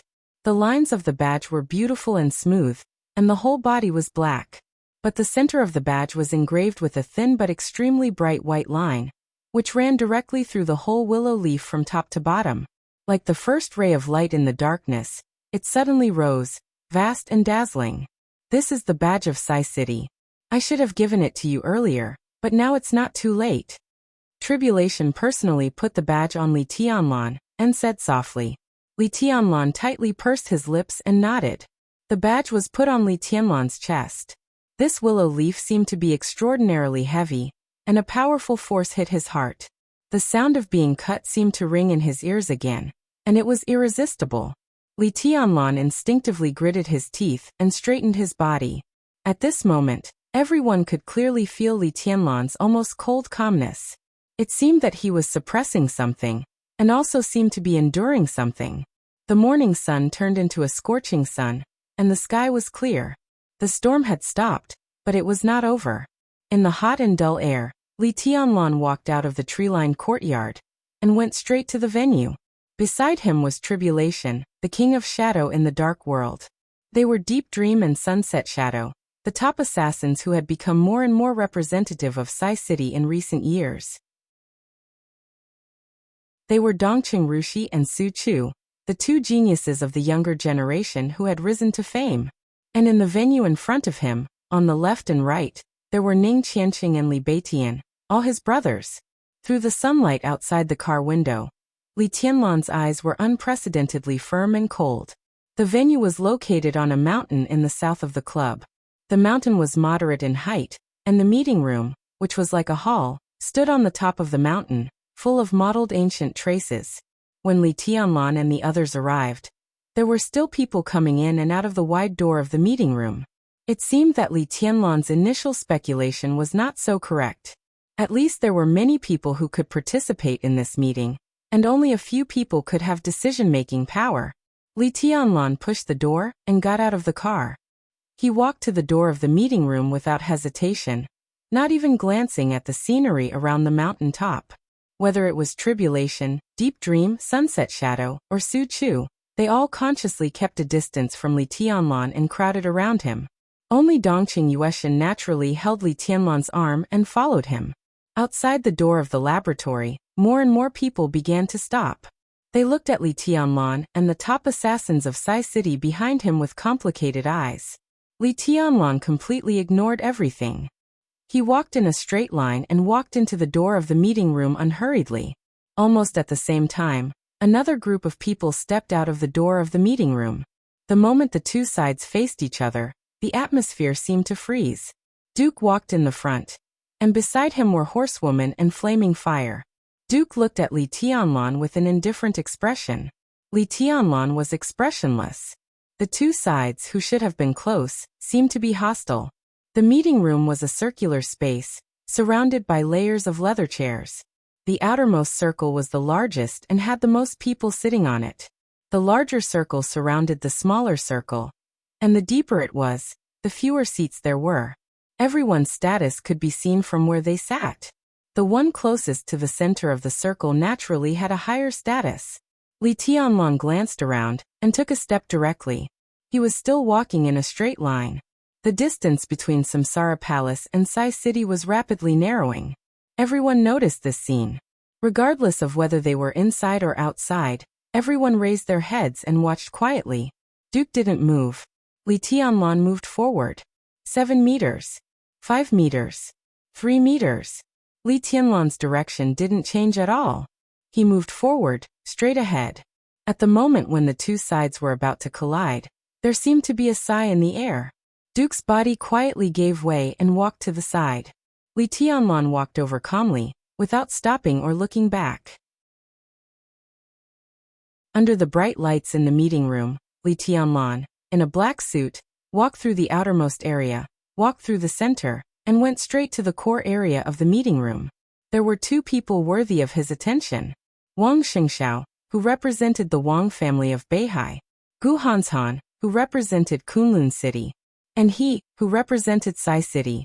In the silence, Only the footsteps of Li Tianlan and his party echoed in the room. The light fell softly. At this moment, Li Tianlan was still unhurried, but his whole body seemed to have a trace of majesty and sharpness that was almost grand and magnificent. No one stopped Li Tianlan from moving forward. No one raised the slightest objection. On this day in Changdao, under the silent gaze of countless special warfare elites of Zhongzhou State, Li Tianlan walked into the meeting room that represented power, status, and responsibility, and finally sat down in the most central area. There were many people around him, but there were only two young people. Wang Xingxiao, Gu Hanshan. Dressed up, Li Tianlan's feet stepped on the ground, and his expression became more and more indifferent. The era was under his feet. As time went by, today was just the beginning. Chapter 199. At this moment, everyone's eyes were focused on Li Tianlan. The venue was quiet, but in the silence, there seemed to be a storm brewing and becoming turbulent. The lights above were getting brighter and brighter. A huge crystal chandelier was placed in the center of the ceiling. Around the chandelier, the ceiling was also covered with circles of small lights. When all the lights were on, the whole venue was full of light, without a trace of darkness. Faces of anger, coldness, excitement, jealousy, mockery, or hatred were clearly reflected under the lights of the venue, like the hundreds of expressions of all living beings. No one would question the strength of Sai City. They had the absolute strength to have a place in the center of the venue. But when Sai City and the descendant of the Li family came together, the emotions that emerged in most people's hearts were suspicion and hatred. Nearly 20 years had washed away the glory of the Li family, but the grievances and even hatred left at the beginning were still clear. For the special warfare system of Zhongzhou State, at least for a considerable number of people in the special warfare system, they could accept a young heavenly son with wind and thunder veins, but they could not accept a peerless genius with the inheritance of the Li family.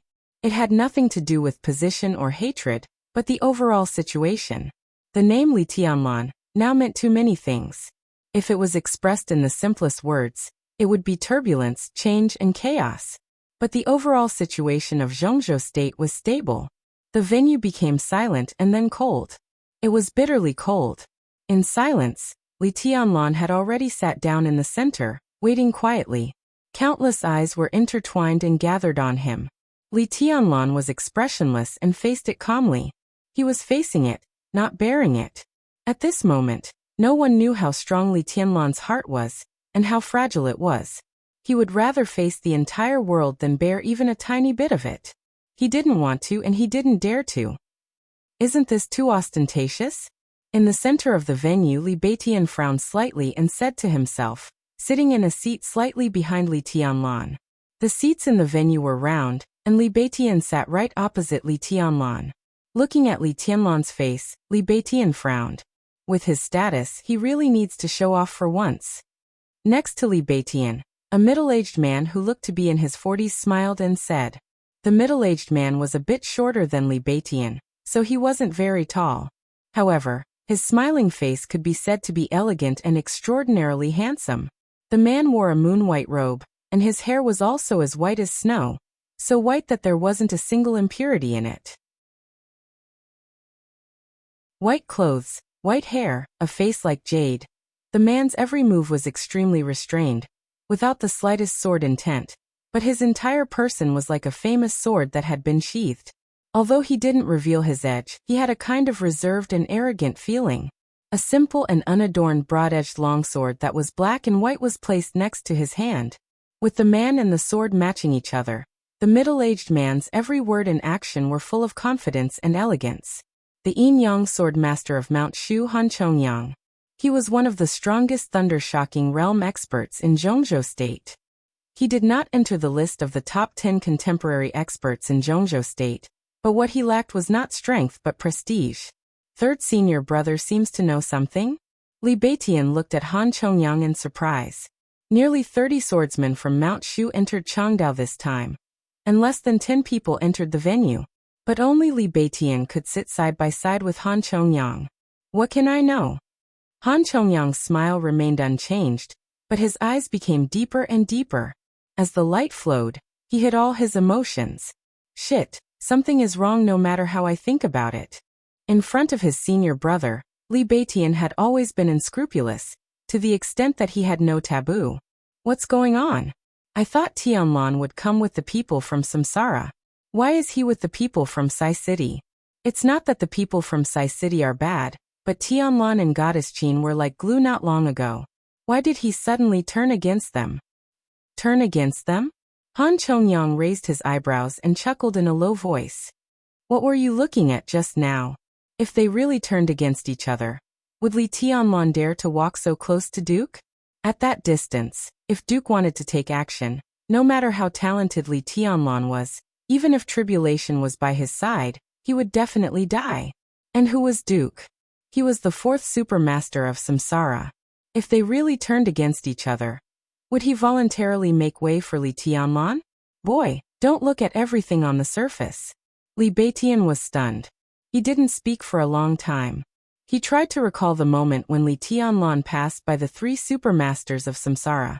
After a long time, he said softly, "Third senior brother, are you saying that Tianlan and Samsara are acting? They did it on purpose?" Samsara must have done it on purpose. Maybe Li Tianlan has noticed something? Noticed what? How do I know? You must know. I won't tell you even if I know. What? Li Beiqian's face turned red. After a long time, he took a breath and shook his head. It's still not right. Isn't his acting too clumsy? Third senior brother, can't so many people in the venue see what you can see? How is that reasonable? You have to see what they are looking at. Han Chongyang said slowly. It also depends on what Samsara is acting. You said yourself that Li Tianlan and the woman of Samsara are very close. I heard that in the dark world, she is like a goddess. Given their relationship, who can believe that they will break up completely? Samsara doesn't expect others to believe it. The woman of Samsara wants to give Li Tianlan an identity that has nothing to do with Samsara. But this identity must be strong enough, and Sai City is the best choice. What's the point? Li Beitian was still puzzled. The point? Han Chongyang said with a faint smile. Of course it's meaningful. At least now Li Tianlan is a member of Sai City, and Samsara has at least made a move to draw a clear line with Li Tianlan on the surface. At this time, whoever says that Li Tianlan has something to do with Samsara will offend Sai City first. But that's only on the surface? Li Beitian looked at Han Chongyang. Han Chongyang nodded. His white hair rose gently, and there seemed to be sword intent dancing in his hair. On the surface, that's enough, he said slowly. This time, Li Beitian didn't ask whether it was meaningful or not. Instead, he looked thoughtful. In his mind, Samsara's inexplicable change was too abrupt. When the will of the master of Samsara Palace was silent, Qin Weibai was the will of Samsara Palace. There was no doubt about that. But at the very beginning, Qin Weibai was almost wild and unrestrained to get closer to Li Tianlan. And she even offered herself to Li Tianlan. How long had it been? Why did Qin Weibai want to draw a clear line with Li Tianlan? And she didn't really draw a clear line. What did she want to do? This change seemed to be around the time when Zhongzhou State plotted against East Island.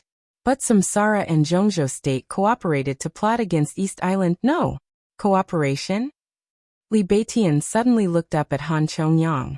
His back was soaked in cold sweat almost instantly, and it even flowed down along his forehead.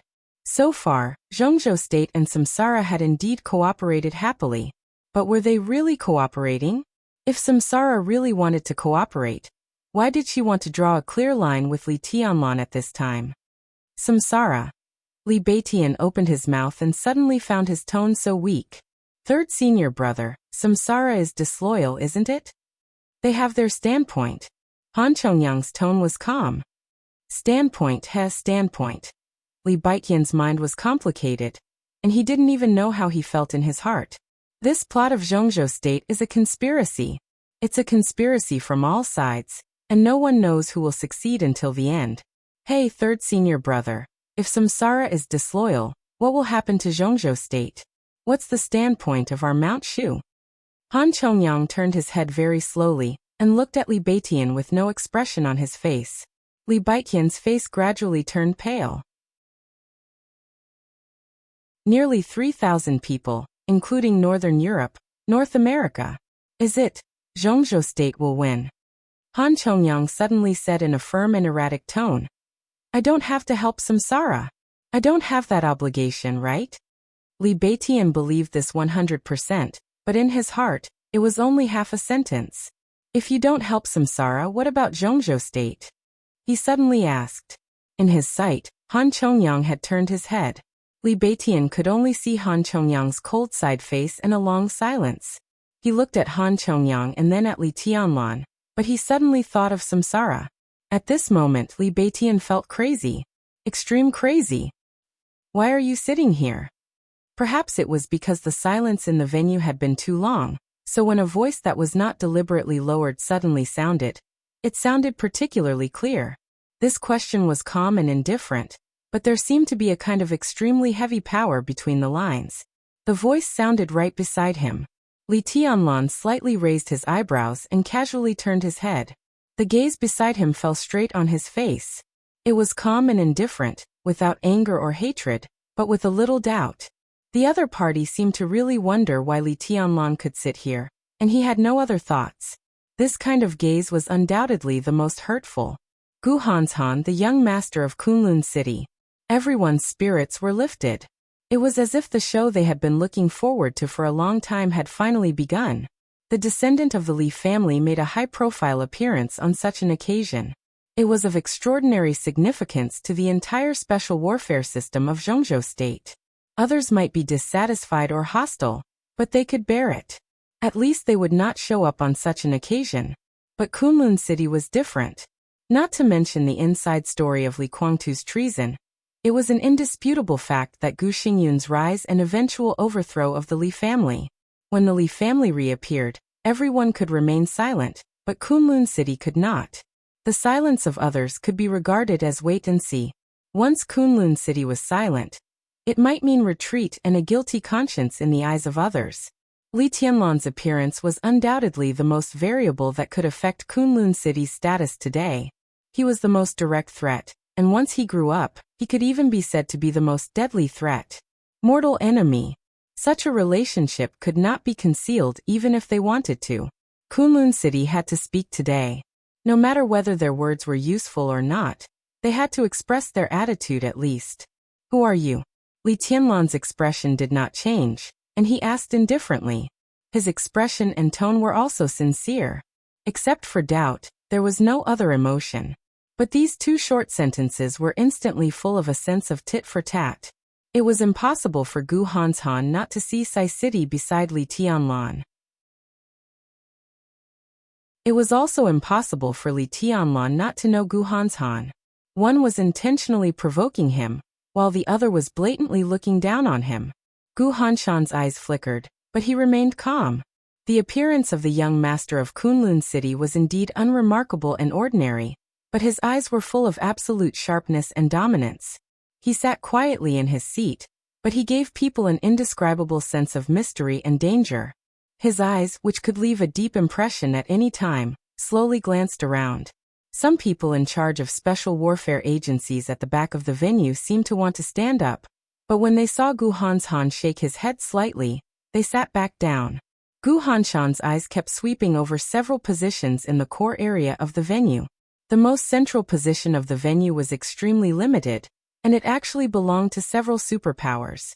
The Wang family of Beihai, Kunlun City, and Sai City, the three superpowers with experts of the invincible realm, naturally deserved this position. In addition, Samsara must also have a place. Azure Dragon Gongsun Qi of Zhongzhou State and his terracotta army were the nominal supreme leaders of this action, so they naturally had to be in the most central position. In addition, there was originally Mount Shu, but this time it was Han Chongyang, the Yin and Yang sword master, who came to Changdao, not Wei Kunlun, the Nirvana sword master. So Mount Shu's position consciously moved backward. In this way, the situation suddenly became clear. Each of the five superpowers who were qualified to sit in the most central position could at least send a top expert of the half-step invincible realm.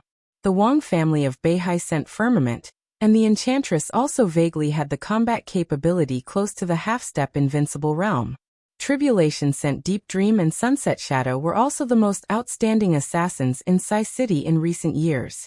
Samsara had Saint in charge, and in today's meeting, they were currently waiting for another important figure from Samsara. As for himself, the combination of Ice Crystal and Ice Frost Sword could be said to be a half-step invincible realm expert. In addition, his uncle Gu Zhendong was also here. Gu Hanshan's eyes gradually burst out a trace of presumptuous brilliance. He quietly glanced in the direction of the Wang family of Beihai. Wang Shengxiao yawned a little bored and whispered something to Firmament and the enchantress beside him, as if he didn't care about the tension here at all. The terracotta army was destined to be neutral. As for Samsara, judging from the atmosphere between them and Li Tianlan just now, it seemed unlikely that they would make a move today. In this way, there was only Sai City left. Gu Hanshan suddenly smiled, and his eyes became sharper. A smile appeared on his plain face, and there was an indescribable kind of exuberance.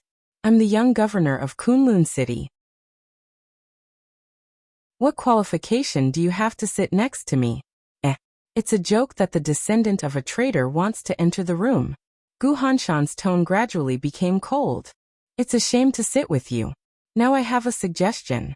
He moved his fingers and said indifferently, get out.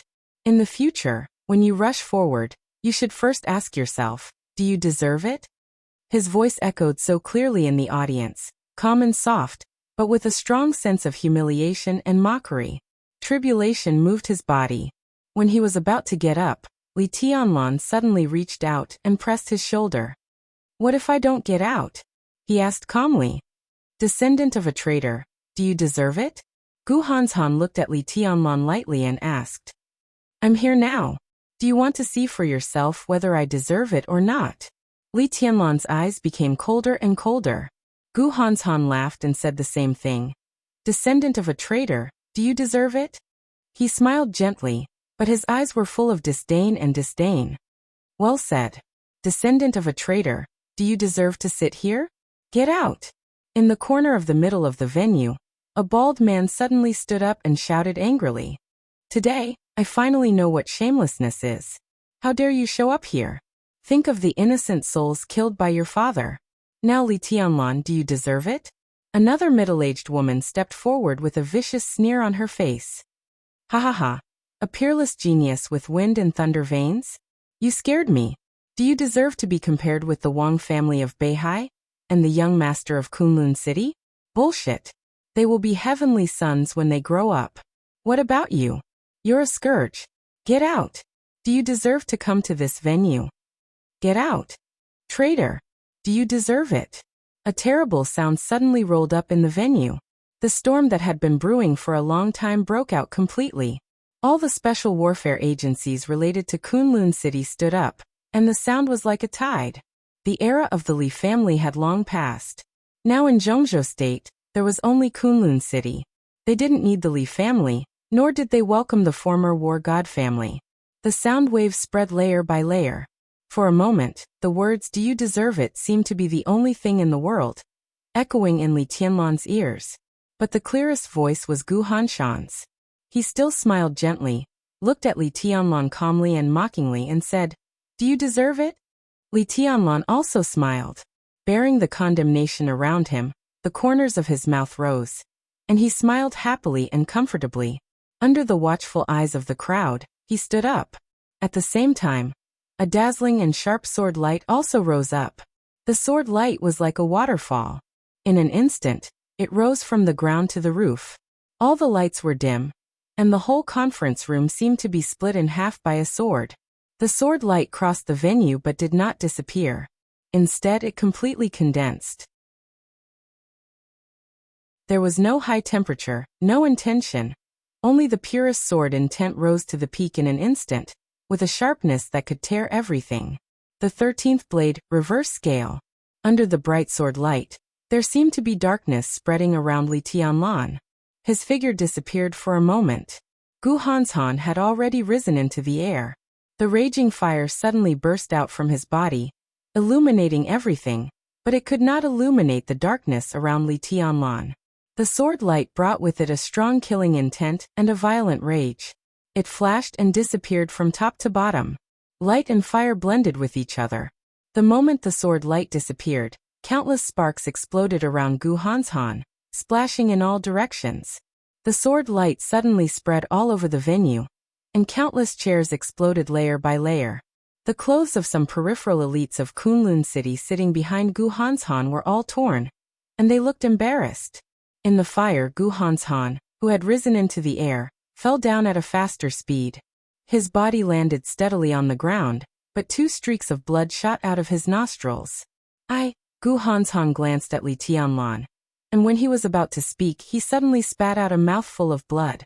The audience was in an uproar. The young master of Kunlun City was defeated. Gu Hanshan glanced at Li Tianlan expressionlessly, closed his mouth tightly, and sat down with the help of ice crystal and ice frost. Before entering Changdao, he had been chased by Heavenly Hound, the left advisor of Wuji Palace, for many days. Although he successfully entered Changdao under the cover of ice crystal and ice frost, he had not recovered yet. In a hurry, he faced Li Tianlan's full sword strike, and he could not exert his peak strength, so he suffered a loss. Li Tianlan's body was still standing in the air. The sword light and the fire had all disappeared, but the air around him was violently twisted. At the place closest to the chandelier in the venue, a void of darkness almost completely covered his body. In the darkness, everyone could feel a pair of cold and indifferent eyes staring at them. That pair of eyes was constant and awe-inspiring, with inviolable pride and majesty. At this moment, no one in the venue was willing to face that pair of eyes. A clear, arrogant, calm, and crazy voice rang in everyone's ears, one word at a time, like thunder. My grandfather is Li Honghe. My father is Li Guangtu. My name is Li Tianlan. In the darkness his voice paused, and then he said gloomily, who do you think you are? Some people were in a trance. Some people looked furious. Some people looked cold. However, what most people felt was fear. Among all the people present, only one person looked sad, self-deprecating and helpless. That was Thunder God.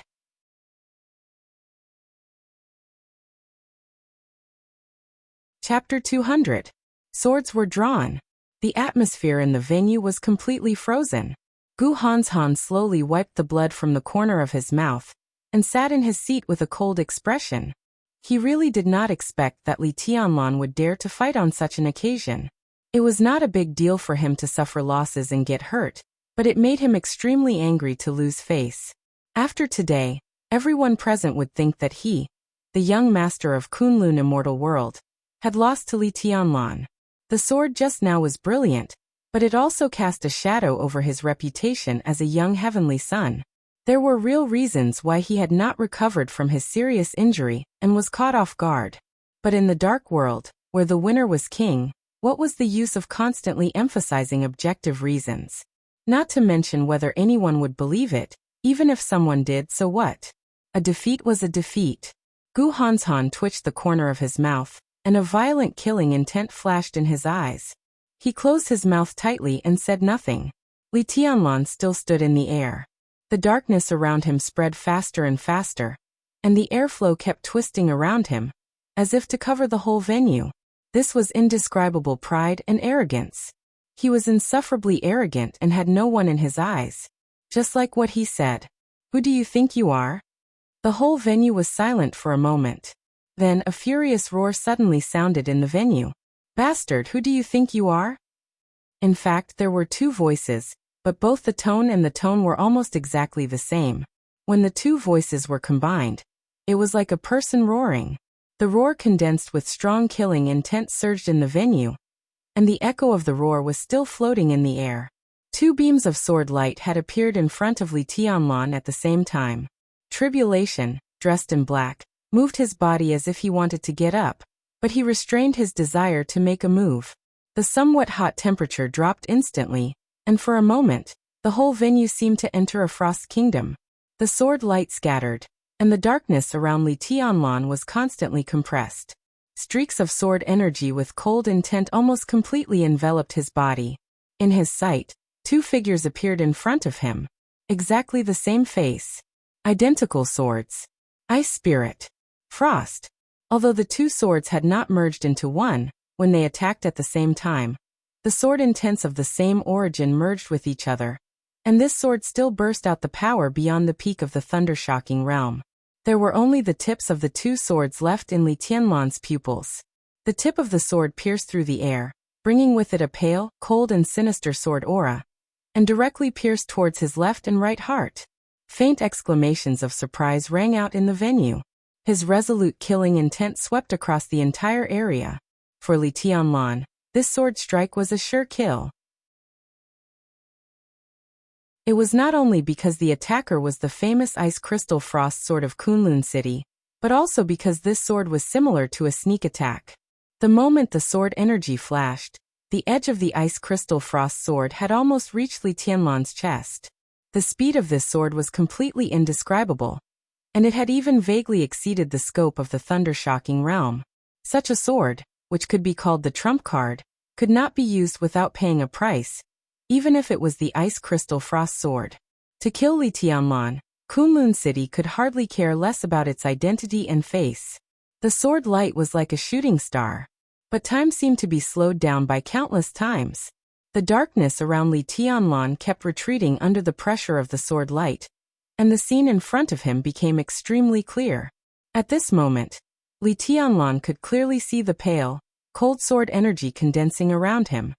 He could even clearly see the natural lines on the edge of the Ice Crystal Frost Sword, and the gloomy and vicious eyes of the person behind the two swords. The two swords pushed forward at the same time.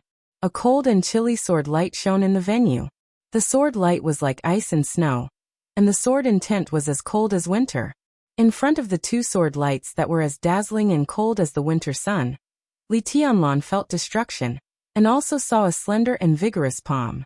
In the white sword light with a trace of coldness in the snow, the hand appeared abruptly and naturally. It was a very clean and neat palm with a clear outline. Although it was not big, every knuckle was full of power. In the sword light that enveloped everything around, this hand directly reached in. In an instant, the surrounding sword intent all became chaotic. The palm slowly closed in the sword intent that was as cold as ice. Li Tianlan could almost clearly feel that the surrounding sword intent was completely crushed by this palm. The airflow around the palm twisted rapidly, and finally formed a transparent whirlpool. In the extremely quiet space, the whirlpool suddenly spun wildly. The Ice Crystal Sword and the Ice Frost Sword that were close to Li Tianlan's chest suddenly began to tremble violently. The stalemate lasted no more than 3 seconds. With a muffled groan from the Ice Frost Sword and the Ice Crystal Frost Sword, which were close to Li Tianlan's chest, the two swords suddenly lost control and clung to each other, falling into the palm that suddenly appeared. The sword intent brought by the Ice Crystal Frost Sword collapsed completely. A cold current suddenly rose in the venue, and the air was twisted into a circle of obvious airwaves. The airwaves were like tides, spreading to the whole venue with a powerful force. The whole venue was suddenly in chaos. Countless chairs were smashed under the impact of the airwaves. Some people in the middle of the venue even directly stood up to resist the sudden and rapid burst of power. Some elites of Zhongzhou state who were close to the door were even unable to resist. Under the impact of the almost majestic power, their whole bodies were lifted up, and they were thrown out of the door together with the pieces of chairs. The figures of the Ice Frost Sword and the Ice Crystal Sword were also blasted out more than 10 meters away, smashing into empty tables and chairs in the venue, bringing up a lot of smoke. Li Tianlan had already landed on the ground. A black figure walked past him at the same time as he landed, and stopped in a small open space in the center of the venue. It was a figure wrapped in a black cloak. He was thin, mysterious, and strange. This was a figure that looked very lonely, but the moment Li Tianlan saw him, he felt that he saw a sea. Deep, surging, turbulent, and unfathomable. Saint Wang Shengxiao, who seemed not to notice Li Tianlan, but in fact had been paying attention to everything in the venue, suddenly raised his eyebrows and whispered to himself, "No." Firmament, who was sitting beside him, shook his head slowly. The moment just now might seem long, but in fact, it was just a split second. But in that instant, it was enough for Firmament to feel the powerful and almost irresistible power of the other party. That was pure power and skill, not sword intent. This is military counselor, Firmament said with a serious expression. Military counselor, who ranked second only to Saint among the 12 supermasters of Samsara, was also the most mysterious supermaster in Samsara. It could be said that today was the military counselor's first real fight. Before that, many people had even speculated whether the military counselor was an ordinary person without the strength to truss a chicken. There were even voices that speculated that Qin Weibai was the military counselor. But the supermaster of Samsara had completely proved how powerful he was in that moment of attack. In terms of strength, he was even a supermaster who was not weaker than the first supermaster, Saint. Your Excellency, who are you? From the sneak attack of Ice Crystal Sword and Ice Frost to the appearance of the black-robed man, everything happened in the blink of an eye. When Ice Crystal Sword and Ice Frost landed on the ground, everyone finally reacted. Beside Gu Hanshan, Gu Zhendong, who had been silent, suddenly took a step forward, staring at the black-robed man who suddenly appeared, and asked in a low voice. Gu Zhendong was extremely burly, with thick eyebrows and big eyes. He looked like a valiant general, but in fact, for the Dark World and the special warfare system of Zhongzhou State, this was a relatively strange name. In recent years, in Kunlun City, Gu Xingyun and Gu Qianchuan, two invincible realm experts, were enough to control any situation. Below them, there were some thunder-shocking realm experts who had just joined Kunlun City in recent years. In this way, except for a few direct descendants of Kunlun City who walked outside, other people rarely appeared, and Gu Zhendong was one of them. But their absence did not mean that they were not powerful. In a way, people like Gu Zhendong were the real core of Kunlun City, as well as the foundation of Kunlun City. For the superpowers in the Dark World, an opponent that was not understood was the most terrifying opponent. I'm military counselor, the man in the cloak said calmly. His voice was clear and elegant, giving people a feeling of extreme calmness and wisdom. Military counselor? Gu Zhendong frowned and repeated. Military counselor of Samsara? Not only military counselor of Samsara, he's also the military counselor of this operation. Military counselor's tone was indifferent. Gu Zhendong was silent and didn't speak for a long time. Although he didn't come out often in Kunlun City, his authority was extremely high. And before today's meeting, some superpowers roughly knew the content of this meeting. Today, nearly 2,000 elites of Zhongzhou State in Changdao were led by Gong Sunqi, the Azure Dragon of Zhongzhou State. Gong Sunqi had the leadership, but military counselor had the command. Zhongzhou State attached great importance to this conflict that swept the entire Dark World. Yi Dongsheng, known as the God of Army, was in the rear, while military counselor came to the front. The highlight of today's meeting was to successfully connect military counselor in Changdao with God of Army in Zhongzhou State, make a battle plan according to the current situation, and emphasize military counselor's command. The final battle was about force as well as wisdom. Moreover, Zhongzhou State had newly established the Snowdance Corps, and Gu Qianchuan was the first commander of the corps at a price. Giving up the leadership of East Island was one of the conditions put forward by Samsara when they cooperated with Zhongzhou State. In other words, military counselor who had the command could actually be on an equal footing with Gong Sunqi, at least in East Island.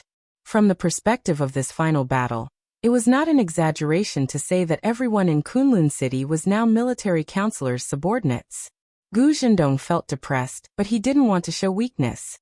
He glared at military counselor and said with a cold smile, "So what if you're military counselor? You have the command power in this final battle, but do you also have the power to intervene in our internal affairs?" He pointed at Li Tianlan and said coldly, "Do you want to stand up for this man?" Everyone had noticed the fact that Samsara had cut off Li Tianlan. Although they didn't know what Samsara was going to do, military counselor had just saved Li Tianlan once. In any case, this should be against Samsara's current plan.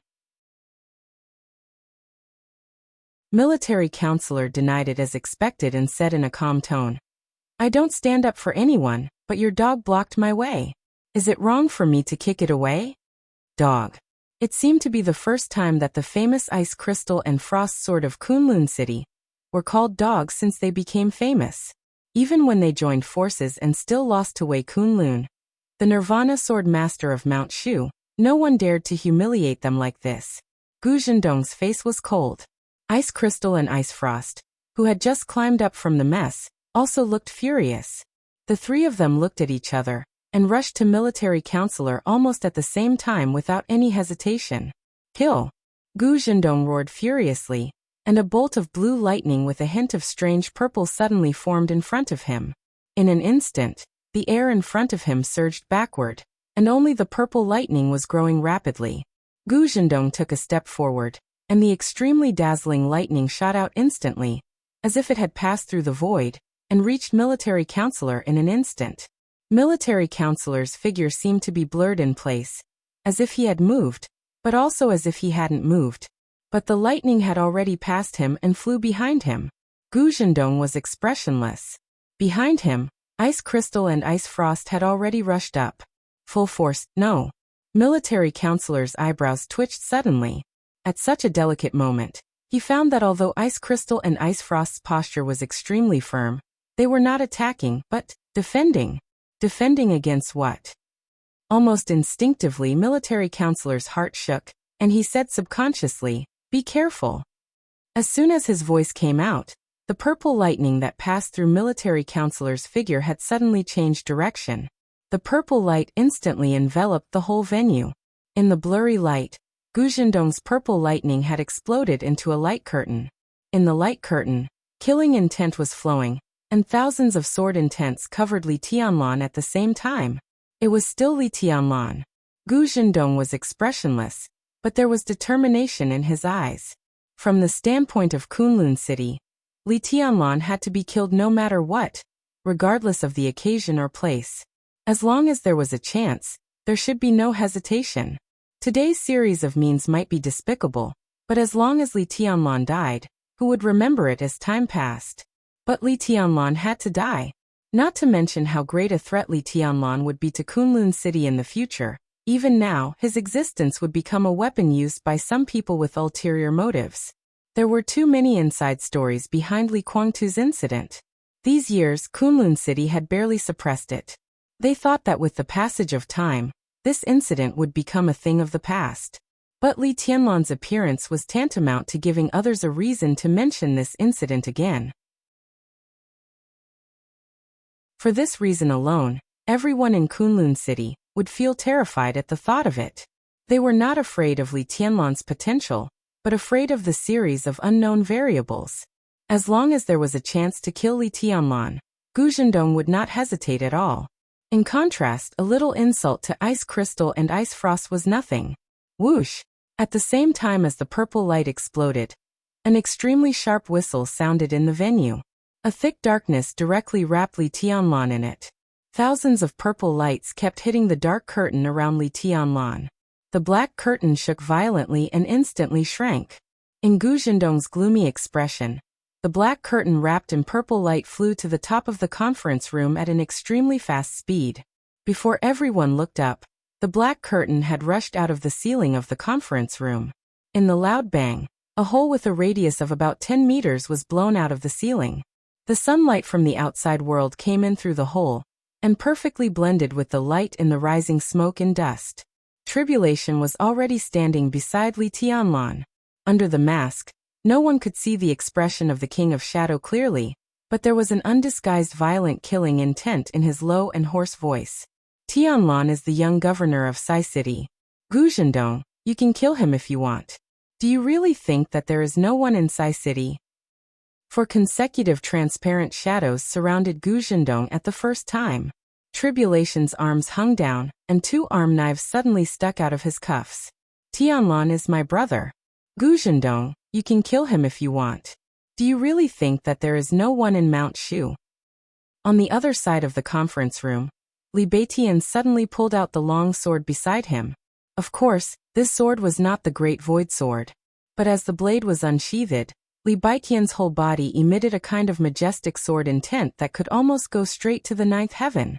Beside him, the Yin and Yang sword master of Mount Shu, Han Chongyang, sat still. All the swordsmen of Mount Shu around him also sat still, but their sword intent was concentrated on Li Beitian at the same time. At this moment, Li Beitian raised the long sword high. The bright blade trembled, and the amazing sword energy instantly crossed the distance of more than 10 meters and pointed directly at Gu Zhendong's throat. Tianlan is my brother. Gu Zhendong, you can kill him if you want. Do you really think that there is no one in the Eastern Theater of Operations? Ning Qianqing slowly stood up from the front seat of the Eastern Theater of Operations and said in a cold tone. The elites of the Eastern Theater of Operations came out in full force this time. Although there were only 2 Thundershocking Realm experts, more than 100 Fire-Flaming Realm experts were a force that no one dared to ignore. When this force was all gathered together, no expert of the half-step invincible realm dared to fight head-on. Tianlan is my fiancé. Gu Zhendong, you can kill him if you want. Do you really think that there is no one in the Dongqing clan? Dongqing Yuetian and Thunder God stood up almost at the same time. Sai City, Mount Shu, the Eastern Theater of Operations, the Dongqing clan. The whole venue suddenly became noisy, and the sound of discussion rang out in every corner. Plus there was Samsara, whose attitude was ambiguous. Whether it was inside Zhongzhou State or outside Zhongzhou State, once this force was united, it could completely compete with Kunlun City. As long as Li Tianlan grew up, no wonder Kunlun City was so impatient that they even used some unpresentable means. The sounds of discussion came one after another, becoming more and more chaotic. Gu Zhendong, who took the initiative to sneak attack but failed again, glanced coldly at Tribulation standing beside Li Tianlan, and then looked at Wang Shengxiao. The force around Li Tianlan was obvious enough. If he really became powerful, then not only Kunlun City would be in trouble, but the Wang family of Beihai would also be in trouble. At this time, the Wang family of Beihai should always come out and say something. Wang Shengxiao looked at Gu Zhendong strangely and suddenly said with a smile, "Why are you looking at me like this? Do you think that there is no one in the Wang family of Beihai?" Gu Zhendong was so angry that he almost vomited blood. He suddenly turned around and was about to speak, when a noise louder than the discussion suddenly rang out in the conference room. Everyone was taken aback and subconsciously raised their heads. In the center of the conference room, just above the military counselor's position, a hanging big screen had been turned on. The volume of the conference room was very loud, and the voice of the East Island host on the screen clearly echoed in every corner of the conference room. And the translator in the conference room immediately translated the host's Japanese into Chinese and spread it to the whole conference room. All the voices of discussion gradually disappeared. People's expressions began to change gradually, from the confusion at the beginning to surprise, then to seriousness, and finally to solemnity. At 10 o'clock this morning, the East Island military held a press conference. The military spokesman said that in the next 7 days, there would be a large-scale anti-terrorism military exercise in Changdao. At present, the relevant departments were evacuating the people, and part of Changdao would be turned into the exercise area. There was silence in the conference room, and only the voice of the host and the translator echoed. Evacuate the people for the exercise. This reason seemed far-fetched, but it was a reason after all. And don't forget, this was Changdao, the most sparsely populated place in the whole East Island, and the place where they were hiding right now had even fewer people living nearby. If East Island used this area as a maneuver area, then the number of people who would be evacuated in the end would only be 100 or 200, and it would be a piece of cake. Obviously, East Island had begun to prepare for the battlefield. 7 days. The picture on the screen suddenly stopped. Gong Sunqi's figure appeared at the door of the conference room. Looking at the messy scene in the conference room and the scary big hole in the ceiling, this azure dragon of Zhongzhou State smiled softly and walked into the conference room. His voice was gentle, and there seemed to be a little smile in it. Today is the first day. East Island people are preparing for the battlefield, and other dark forces are also preparing for the war. We Zhongzhou State. Ha! He walked to military counselor and stopped. He glanced around and asked with a smile, "What are we doing in Zhongzhou State?" The whole conference room was quiet. Gu Zhendong, who didn't want to stop, hesitated and slowly sat down. Even Tribulation pulled Li Tianlan to sit in his seat. Gong Sun Chi was known as the person who was closest to the invincible realm in the dark world. And he could even be said to be the first person in the half-step invincible realm. Whether or not people were convinced by this title, he was now the supreme leader in the Battle of Changdao. People still had to show him the respect he deserved. Tribulation patted Li Tianlan's shoulder gently, turned his head, and glanced at Gu Zhendong coldly. Gu Zhendong stared back at Tribulation without avoiding him, but his eyes were thoughtful. Although the fight with Tribulation was short, he had keenly sensed that something was wrong with Tribulation's state. When Tribulation attacked with all his strength, he seemed to be extremely powerful, but also extremely weak. This state made people feel quite weird. It was like one step to heaven and one step to hell. And Tribulation was standing on a wire rope between heaven and hell, swaying back and forth between glory and eternal damnation. Not to mention Tribulation's own mood. Even the others were a little scared when they saw this. This state, Tribulation seemed to be injured? Although I have the title of leader, I don't think I can lead you. I can't intervene in your grievances. But now in the face of the war, I, Gong Sun Chi, beg you to put national affairs first, and I hope you can put some grievances behind the war. Gong Sun Chi turned 360 degrees and gave a military salute to the meeting place. He put down his arm and continued to say with a smile, I wonder if you are willing to do me this favor? No one spoke. There was silence in the meeting place. Gong Sun Chi nodded and said, I'll take it as a yes. He waved the thick pile of materials in his hand and continued, Let me introduce today's meeting. Military Counselor of Samsara Supermaster will meet with our God of Army, Marshal Yi Dongsheng, in this meeting to make the next battle plan. And in my hand is some intelligence, including the experts of East Island and other martial arts forces who are in East Island at this time. Of course, the intelligence is not complete, but it's better to know more than nothing. Here, on behalf of Zhongzhou State, I thank Samsara Palace for the intelligence. If you don't mind, let's start the meeting now. We don't have much time, so we have to hurry. The scene on the screen of the meeting place changed. Yi Dongsheng, the god of army of Zhongzhou State, who wore a military uniform and the rank of marshal, appeared on the screen. Through the screen, he obviously noticed the countless broken seats in the meeting place. He was a little stunned, but he didn't say much. He just looked away and looked at military counselor standing next to Gong Sun Chi. Your Excellency Military Counselor, please take care of me, he said calmly and raised his hand to give a salute. Take care of each other. Military Counselor bowed slightly, looking calm and indifferent. Military Counselor and God of Army. The moment the two successfully met, even the slowest people in the meeting place felt the pressure and coldness of the approaching final battle. This was bound to be a long meeting.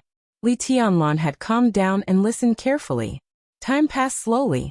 He rarely spoke on behalf of Sai City, and most of the time he was taking notes. The scorching sun turned into the setting sun in the meeting place. The fiery color in the sky gradually dimmed. The setting sun was about to disappear, but the bright moon had already risen. After the storm, East Island began to welcome dusk for the first time. Finally, it became dark.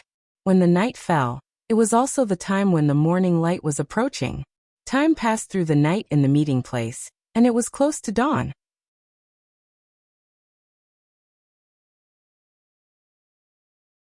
Chapter 201.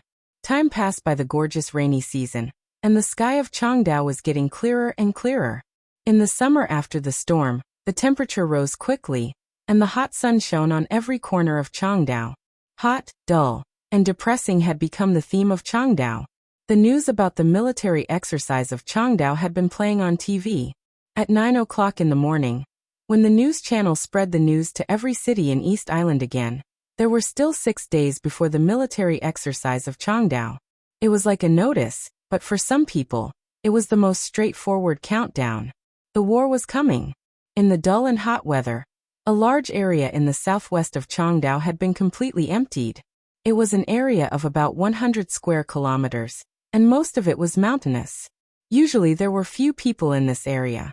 After the military of East Island designated this area as the military exercise area, the scattered civilians and a small village had all been evacuated. At this moment, under the clear sky, The mountains and rivers in this area were still the same, but the residents had all disappeared.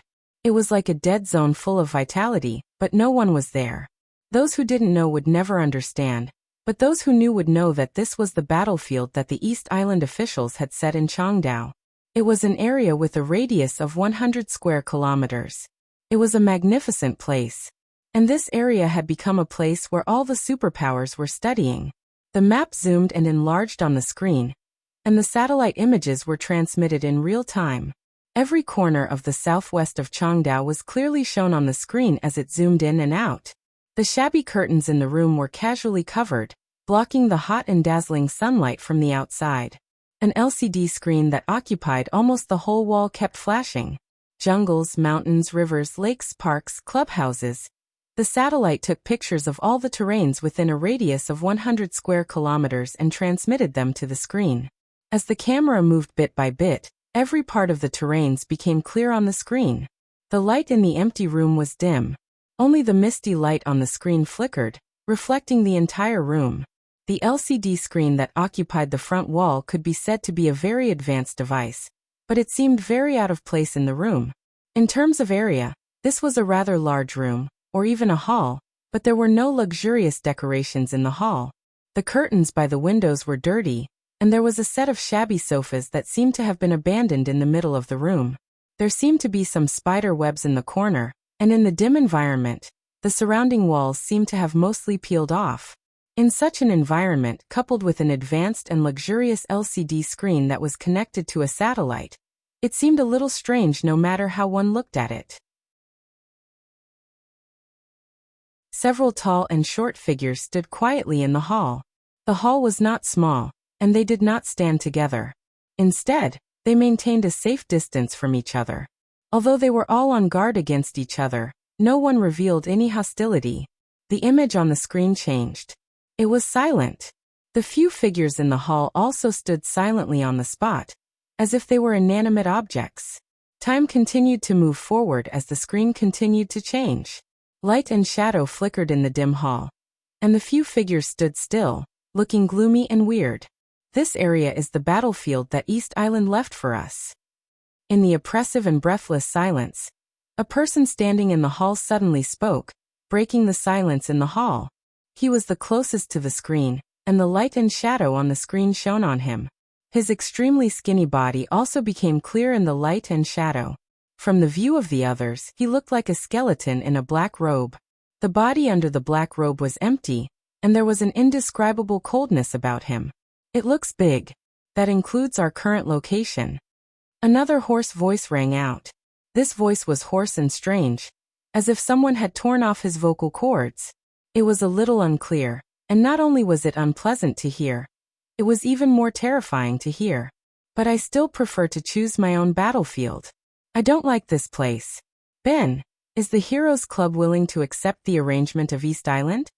Ben, the vice president of the American Heroes Club, and the first vice president at that, was the most powerful figure in the entire Dark World.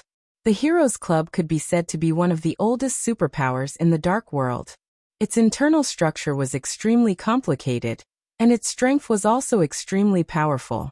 At its peak decades ago, its power could be described as overwhelming in America, and it was the most powerful superpower in the entire Dark World. Today's Heroes Club wasn't as dazzling as it was at its peak, but it didn't go downhill either. In the past 20 years, the Heroes Club's power kept expanding. 10 years ago, it opened up Africa. 5 years ago, and it entered Northern Europe. Its sphere of power was getting bigger and bigger. In America, where they first made their fortune, the Heroes Club had maintained a fairly transcendent position, whether it was South America or North America. This time, the plot of Zhongzhou State affected the entire Dark World. The Heroes Club had already regarded the Battle of Changdao as an opportunity for them to penetrate into Asia. Ben, the first vice president, led the team to Changdao, which showed how cautious the Heroes Club was about the Battle of Changdao. The situation of the Dark World in Asia had been stable and weird for the past countless years. West Asia was in constant war, and it could be said to be the paradise of the Dark World. South Asia was full of fights for power and interests. The Dark World and politics were closely related, complicated and sensitive. In these two places, West Asia meant chaos. Although this word was the eternal theme of the dark world, for the dark superpowers, excessive chaos also meant limited interests and possible unexpected losses. South Asia, on the other hand, meant trouble. The political factors, religious factors, ethnic hatred, and historical grievances combined to make the entire dark world of South Asia extremely crazy. Although the superpowers in the dark world were unwilling to give up these two areas, they hadn't been very diligent in their management for many years. As for East Asia and North Asia, they were the most stable places. North Asia and Eastern Europe had a large territory of snow country, which was the sphere of influence of the Polar Ground Alliance, the superpower in the dark world. In the whole of North Asia and Eastern Europe, the Polar Ground Alliance could be said to be the only superpower.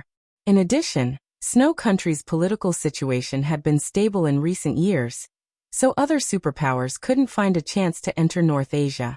Even if there was a chance, the Polar Ground Alliance, which was born as a fighting nation, would often take the initiative to attack and stop all threats outside its sphere of influence.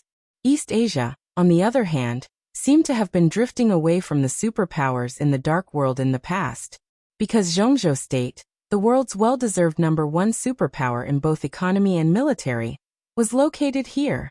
Whether in the past or now, Zhongzhou State had only one superpower in the dark world. That was the Wang family of Beihai.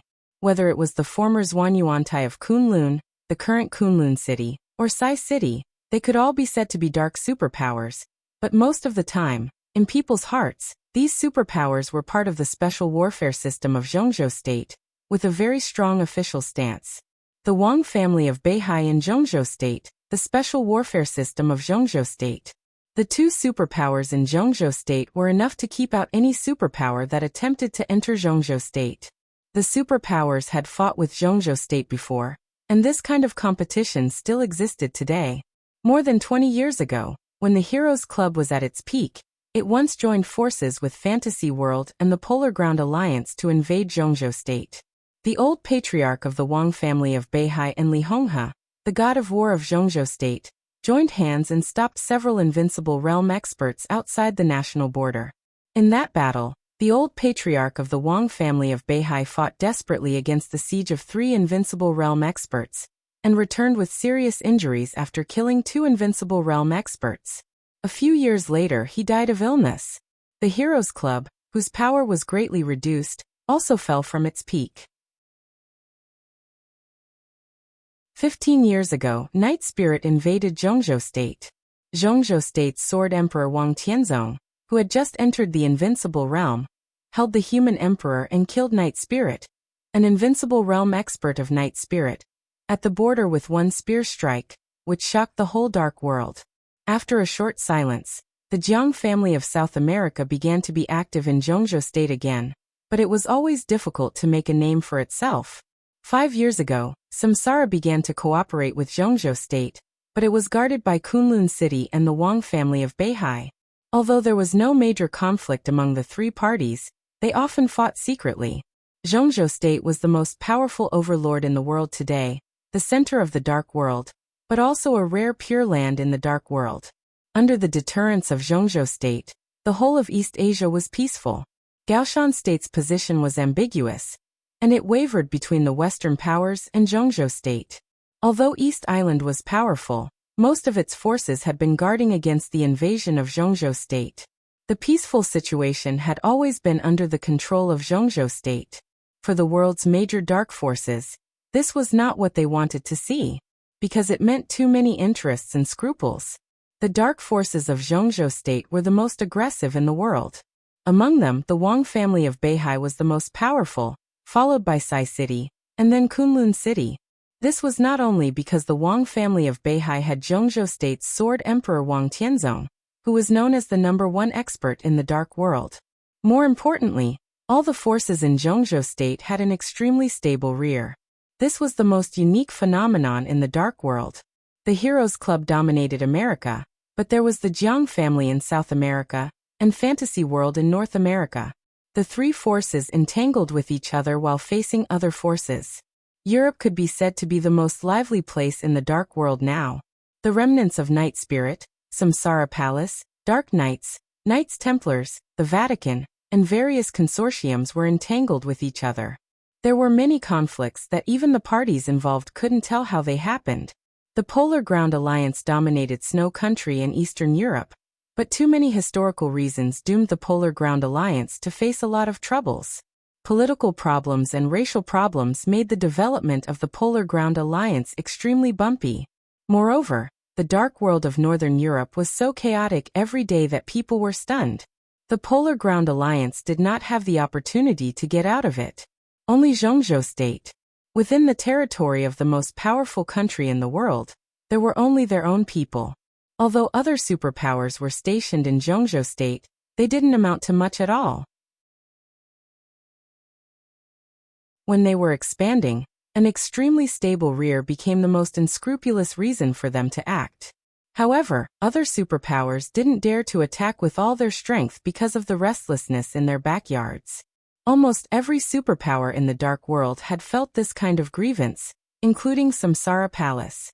Behind this kind of grievance often meant concessions and compromises, which meant absolute benefits, power, wealth, or resources.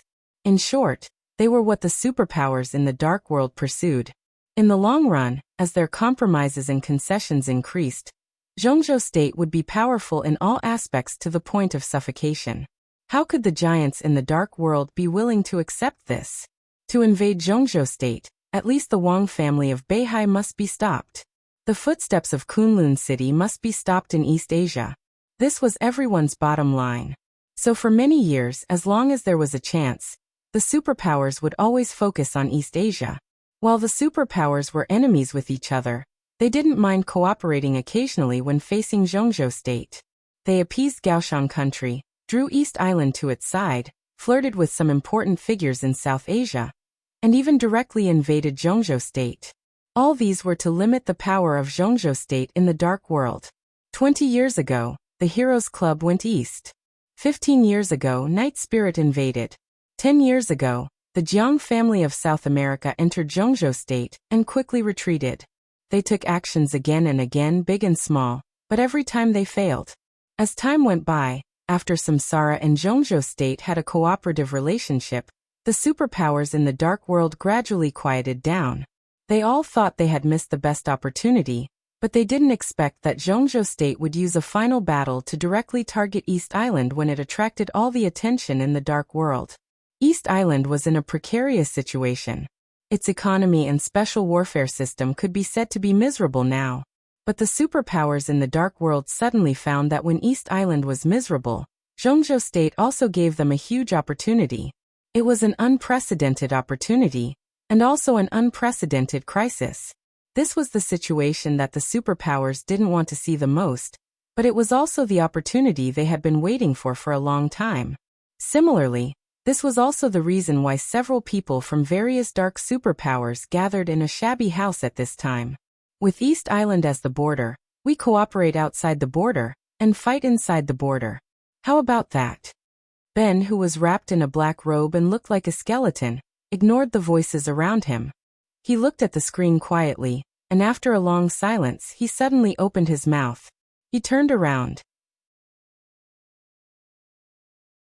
In the dark environment, his face was blurred, but his eyes were extremely bright, full of mysteriousness and treachery.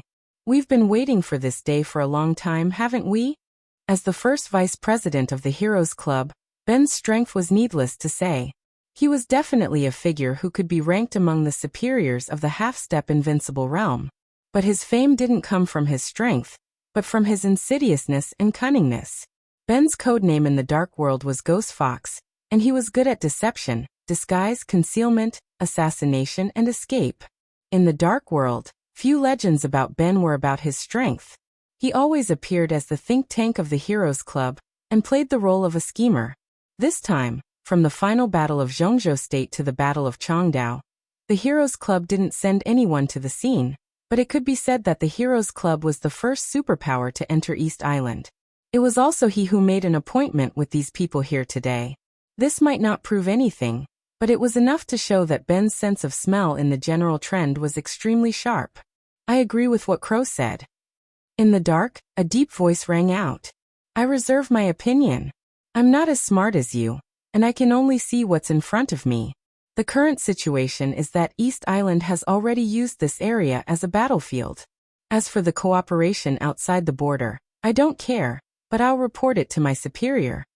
In the shadow, a burly bald man walked forward and said in a cold tone, "So what do you mean, King Bear?" Ben's tone didn't change at all, and he asked in a low voice, "The order I received is to attack Samsara Palace and build a branch of the Polar Ground Alliance in East Island." King Bear's body moved agitatedly in the hall. In the shadow, he was like a grumpy monster. "The attack on Zhongzhou State has nothing to do with the order I received, so—" "No, Mr. Bear King. I have to tell you that our cooperation doesn't conflict with the order you received." Ben smiled. King Bear of the Polar Ground Alliance could be said to be one of the most famous superiors of strength in the Dark World. He had the Thunder Vein, and it had grown several times with the progress of martial arts. His power was so strong that it was comparable to that of the ordinary superiors of the Invincible Realm. But King Bear was a straightforward person. To put it bluntly, just like what he said, he wasn't very smart. So in the Polar Ground Alliance, although he had a high position and power, every time he took action, he would be followed by a top advisor. Today, King Bear came alone, but the advisor was nowhere to be seen, which was a bit strange. I can't guess what His Highness the Alliance leader is thinking, but I think in any case, His Highness will not let go of the opportunity to weaken Zhongzhou State. Attacking Samsara Palace, and even building the headquarters of the Polar Ground Alliance in East Island, are all intended to contain Zhongzhou State. Ben's skeleton-like skinny body floated slowly in the hall, and his tone became more and more relaxed. "I know you and Crow have doubts about this battlefield, but in my opinion, this battlefield is the most suitable place for us to play. From my plan, what East Island has done is simply perfect." "Perfect?" Crow sneered in a hoarse voice. He was the leader of Fantasy World in East Island this time. Although his status was not as high as Ben's in the Heroes Club, it was not much different, so he spoke without scruples. "Sorry, I don't see what's perfect about it. I only see the stupidity of East Island. I admit that this is their home field, and we came to Changdao to show our respect to them. But these stupid guys actually want to plan the battlefield? Who do they think they are? The Battle of Changdao is right in front of us. When and where it will happen, can East Island completely control it?" "Can you fly?" Ben suddenly asked. "What?" Crow subconsciously froze for a second. "Yes, I can fly. But how far can you fly? This is East Island's home field, and it's not difficult for East Island to roughly locate us. Why do you think they can't plan the battlefield for us?" Ben's tone was cold. "Didn't you watch the news? The spokesman of East Island military said it was a military anti-terrorism drill." "Crow, don't you understand? Military anti-terrorism drill?" Crow muttered to himself, and his face suddenly changed. When there was a military drill, there would naturally be an army. This was common sense that everyone knew. "Maybe you should go outside and have a look?" Ben squinted his eyes and said with a smile. Crow's face was gloomy. His figure flashed, and he already appeared by the window. They were now in an old city area that was about to be demolished, just in the suburbs. When East Island planned the battlefield, they directly included this area. According to the satellite map, this old city area was just on the edge of the battlefield. At this moment, in Crow's sight, a large number of ordnance had been transported here, and soldiers in East Island military uniforms were coming slowly from afar. Armored vehicles could be seen everywhere, and it looked like they had completely surrounded this place. Crow's face was gloomy and cold, and his whole body was filled with undisguised killing intent. 10 years ago, his throat was injured, and he was almost cut with a sword. And the initiator was the current #1 superior of East Island, Tianhai Wuji, who was trapped in Zhongzhou State. Therefore, Crow didn't like East Islanders at all. Looking at the approaching army, his eyes gradually became crazy, with crazy killing intent. East Island dares to send troops to the conflict in the Dark World? Crow's smile was cruel and gloomy. Are they crazy? They're just practicing, and they won't join the war blatantly. Ben shook his head. None of the superpowers that could become giants in the dark world were simple. Behind every superpower, there were more or less political factors. In Zhongzhou State, the Wang family of Beihai was the head of the Southeast Group. Kunlun City was the highest special warfare agency in Zhongzhou State. Sai City could also dominate Mount Taibai in the northeast. The Polar Ground Alliance was in Snow Country, and its involvement with the energy oligarchs and even the military and government of Snow Country would only be more complicated. Fantasy World was deeply rooted in North America, and it was also supported by a strong power. In this case, if they used the army to solve the conflict in the Dark World, it was tantamount to suicide for East Island, which was not strong in military power. Once such a thing became a fact, it would be a war, and there would be no room for negotiation. So it was basically impossible for these soldiers to join the war. But if they didn't join the war, they could block the battlefield. In the territory of East Island, if East Island wanted to fight, everyone could see it. No matter who it was, they had to obey the will of East Island. This was the home advantage of a country. Look, what a spectacular scene. Ben came to Crow and said with a smile. It fits perfectly with my plan. Everyone, I think we can talk about my plan now. The blockade plan. Blockade? Crow twitched the corner of his mouth. In the dim light in the hall, his expression was not obvious, but the mockery in his tone was obvious. Ben, is your plan to block us all? You can say that. Ben said blandly. At least on this battlefield, we can't get out, but neither can the people of Zhongzhou State. Crow and King Bear froze at the same time. The power of Zhongzhou State is too scattered, and they are too confident. East Island, Northern Europe, North America, and their own base camp, they are indeed powerful, but they can't be so extravagant. If the people of East Island trap the elites of Zhongzhou State here, if Knights Templars and Fantasy World start to fight back against the power of the Snowdance Corps in North America and Northern Europe, what will happen to Zhongzhou State? Ben asked with a smile. They will definitely support us, King Bear said without hesitation. This was a truth that everyone understood. As a newly established super elite legion in Zhongzhou State, the Snowdance Corps' internal lineup was completely stunning. According to the news they received, Zhongzhou State had 3 young heavenly sons, 2 invincible realm experts, a large number of young geniuses, and the backbone of the special service generation, including a super assassin like Tribulation. This force could almost be said to be the most reliable force of Zhongzhou State. Using them to deal with East Island showed how determined Zhongzhou State was this time. But no matter how determined Zhongzhou State was, it was impossible for Zhongzhou State to watch them fall into a desperate situation. Once the elites of Zhongzhou State were trapped in East Island, and Fantasy World and Knights Templars exchanged battlefields to attack Situtsongyue and Guqianchuan, Zhongzhou State would definitely support them without any hesitation. Oh, support. Ben nodded. But what if they have a reason not to support us? What do you mean? Crow's tone was cold, but his eyes gradually lit up. For example here. Ben straightened his body and switched the screen. A map of Zhongzhou State appeared on the screen, with vast mountains and rivers and beautiful mountains and rivers. Ben pointed at the border and said indifferently, between the Snowdance Corps and the Border Praetorian Corps, which one is more important to Zhongzhou State? The Border Control Corps? Crow's and King Bear's faces changed at the same time. We are enemies of each other, yes. But enemies also pursue common interests. On the matter of Zhongzhou State, our position is the same. So, maybe we can really cooperate for once. Zhongzhou State and Samsara dare to disperse their forces. But don't we dare to disperse our forces? Crow's eyes were shining and hesitant. He seemed to be hesitating and afraid. This is the best chance, and maybe the last chance. After the fall of the Li family in Zhongzhou State, although Gu Xingyun became the war god of Zhongzhou State, he has been busy consolidating his position for many years. In the early stage, he had to face the suspicion of others in Zhongzhou State. In the middle stage, Sword Emperor Wang Tianzong killed Heavenly Spirit with one shot and stole too much of his limelight. After a few years of peace, Samsara appeared again. Kunlun City seemed to be prosperous, but in fact, it has not been comfortable these years. Otherwise, why would Gu Xingyun make so many deals with us? But this time is different.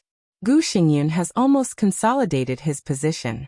This time, Zhongzhou State conspires against East Island. Samsara is the leader, but Gu Xingyun is the promoter. Obviously, Gu Xingyun needs a huge victory to completely walk on the altar. If Zhongzhou State wins this time, Zhongzhou State will not only open a gap in East Island, but also let none of us have a good time in the future. Now we have such a good chance to give Zhongzhou State a fatal blow. I don't understand. Why are you hesitating? Ben took a deep breath, took out a cigarette and lit it. He said indifferently, as long as the 5 of us work together, no matter what Zhongzhou State does, it can't win. There was no doubt about that. No one would doubt this. Once they joined forces to invade Zhongzhou State again, Zhongzhou State was bound to be in a difficult situation. Support the Border Control Corps? The Snowdance Corps was about to give up. Support the Snowdance Corps? Once the Border Control Corps was forced, it was not just a matter of losing face because the National Gate was invaded. The Border Control Corps was the most elite combat corps of Zhongzhou State. Zhongzhou State could not afford to lose it either. Now the Snowdance Corps was acting in North America, Northern Europe, and East Island. Although they all had a tacit understanding with Zhongzhou State, as long as Zhongzhou State was strangled, those outside Zhongzhou State could not go back, and those inside Zhongzhou State could not come out. This was the real blockade. But, Wang Tianzong. Crow opened his mouth and spat out a name. The pressure that this name brought was just too great, causing Crow's tone to become sluggish and sluggish. The top expert on the divine list. The Sword Emperor of Zhongzhou State held the first murderous weapon in the Dark World, Human Emperor. This was not a name at all. It was a mountain that pressed on everyone's heart. Zhongzhou State conspired against East Island in the general trend. But all the superpowers conspired against Zhongzhou State in the general trend. But Wang Tianzong. How to deal with it? If Wang Tianzong takes action, someone will stop him. A peaceful voice suddenly sounded in the corner of the hall. Holy Light, the deputy commander of Knights Templars. Crow couldn't speak for a while. Thinking of the behemoth behind Knights Templars, which had a small territory but boundless faith, Crow seemed to understand something vaguely. We can't give up on East Island either. Holy Light said with firm and persistent eyes, we are still maintaining a cooperative relationship with East Island, and we have even paid a lot. Of course. Ben said with a smile, we will all stay in East Island.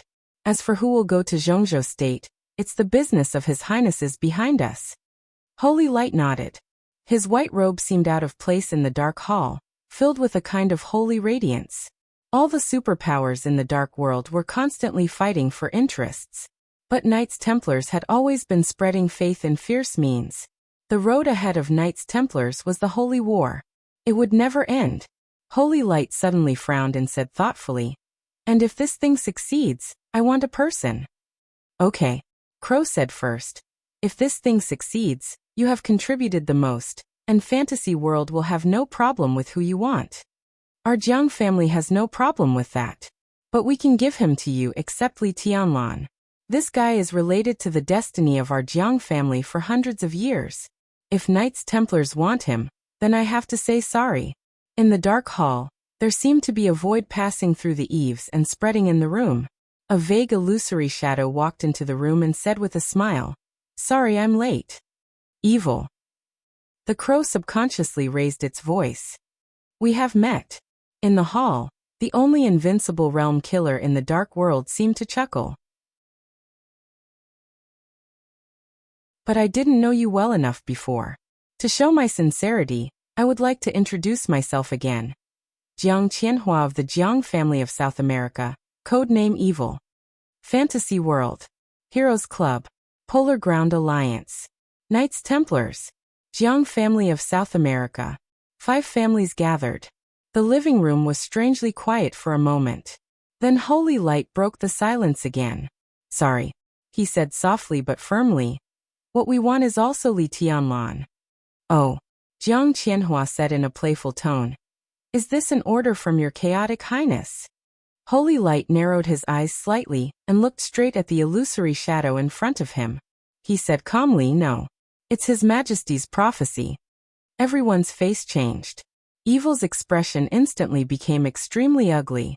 His Majesty. In the dark world, this was a very special word.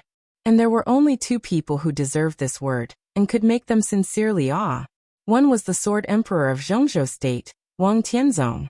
In the misty darkness of the Wang family of Beihai, the Sword Emperor's sword was enough to make people feel desperate. And the other one. He was not in the dark world, nor was he an invincible realm expert. He controlled the most extreme and crazy dark power in the dark world. But he had been walking in the brightest light, and moving forward in the praise of people. From the light to a brighter light.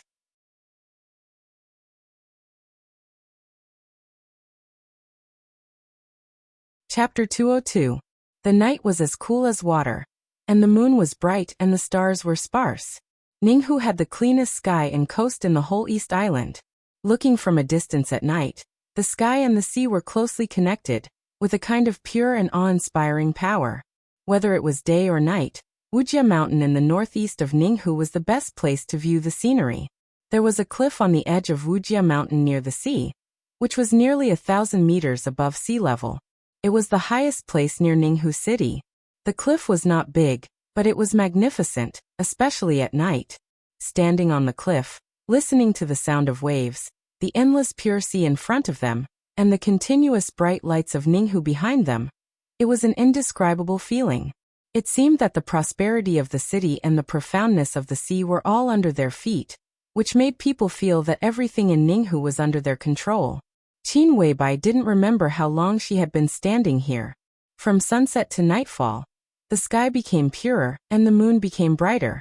Time kept moving forward, and only the cliff under their feet remained unchanged. Qin Weibai was also motionless. She just stood there quietly, with her back to the bright lights behind her, looking at the deep sea in front of her. She seemed to be meditating, but also seemed to be observing something. The sea breeze in the middle of the night blew over with a cold chill. Qin Weibai's white retro dress and black hair danced with the wind at the same time. In the night wind, her face had a kind of almost transparent paleness, but her eyes, which were always focused, were as bright as stars, soft and persistent. The sea breeze blew over the cliff, sprinkling on Wuxia Mountain with a delicate fragrance. Qin Weibai, who had been silent for a long time, finally opened her mouth and said softly, "What do you feel?" Behind her, two black shadows stood quietly, as if they had been completely integrated into the night. The two were of similar height, and their clothes were exactly the same. They both wore black cloaks, and the wide brims of the hats completely covered their faces. When they lowered their heads, their expressions were completely immersed in the darkness, and no one could see any outline. Nothing. The two figures in the cloaks seemed to look at each other, and then shook their heads with great tacit understanding. When the two of them stood together, they looked like a mirror image under the curtain of the night. However, there were some subtle differences between them. The difference was in the decoration and temperament. The figure in the black cloak on the left seemed to be straighter, carrying a long sword.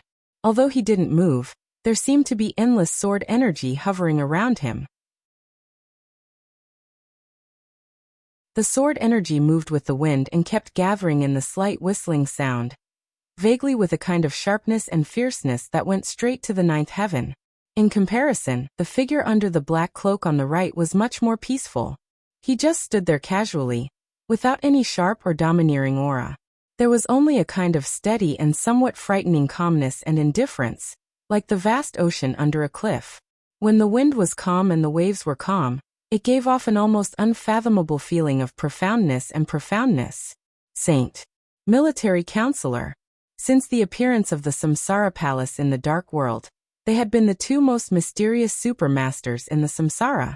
No one knew their true identities, but in the repeated confrontations in the dark world, all the dark superpowers had felt their power. As the was. When the mysterious palace was silent, the as palace would king. Saint and military counselor were the force and wisdom of the Samsara Palace. They always appeared at the most opportune time, and disappeared at the most improbable time. For several years, except for the master of Samsara Palace, no one knew their identity, and no one could capture their traces. Like now, When the cooperation between the Samsara and Zhongzhou state was at the most critical stage, no one thought that Qin Weibai, the key figure, would show up in East Island. She went from Dongdu to Changdao and finally to Ninghu. Also, no one thought that the two strongest supermasters of the Samsara, who were supposed to be preparing for the war in Changdao, had also avoided the surveillance of East Island and secretly came to Ninghu. Didn't you feel it? Qin Weibai murmured to herself. In the cool air formed by the night wind and the waves, her black hair and white clothes fluttered in the wind.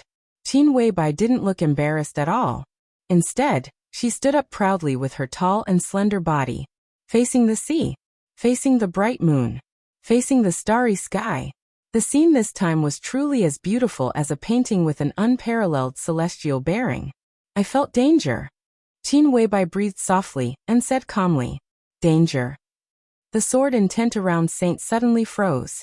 To be exact, it's the forbearance and ambition of an ambitious man for many years. Qin Weibai smiled. The moonlight shone softly, and her whole body seemed to emit a hazy and dreamy light. Looking at the sea in front of her, her tone was soft, but with a hint of indifference. This place is very special. It's so special that I've been looking for it for a long time. Ambitious man? Military counselor repeated, and then smiled softly. Standing behind Qin Weibai, both military counselor and Saint were much more natural than the other supermasters. At least they weren't as cautious as the other supermasters. Even their tone was natural, as if they were chatting. In your eyes, this is not an evaluation that anyone can afford. In the dark world, although Qin Weibai didn't have the title of a giant, she exercised the power of a giant. Standing at her current height, there were only a few people in the dark world who could be evaluated as ambitious men by her. It's not a matter of whether I can afford it or not. Qin Weibai's tone was complicated, with mockery, coldness, and a little absent-mindedness. He is an ambitious man. He doesn't need anyone's evaluation. This place is his foundation and his hope. Unfortunately, she paused. At this moment, Qin Weibai's white dress fluttered. She turned her back to Saint and military counselor, so no one could see her expression clearly. But there seemed to be a sense of sadness spreading on the cliff. Unfortunately, I still found him. Saint and military counselor looked at each other again. After a short silence, Saint tentatively said, "Then tonight we come here. To wait for someone and kill someone." Qin Weibai's answer was simple. Saint and military counselor also fell silent, and didn't ask more. The superpowers in the dark world had their own unique labels. The Wang family of Beihai was powerful. The Jiang family of South America was low-key. The Knights Templars were fanatical, the Dark Knights were extreme, the Polar Ground Alliance was insidious, and so on, and the label of Samsara was mysterious. The way Samsara operated, the location of their headquarters, and the specific strength of the master of Samsara Palace were all unknown to the dark world.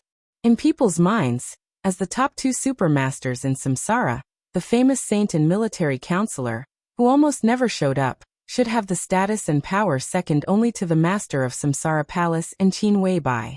But the actual situation was the opposite. Samsara and Saint did have a high status, but they were not responsible for anything in Samsara Palace. It could be anything.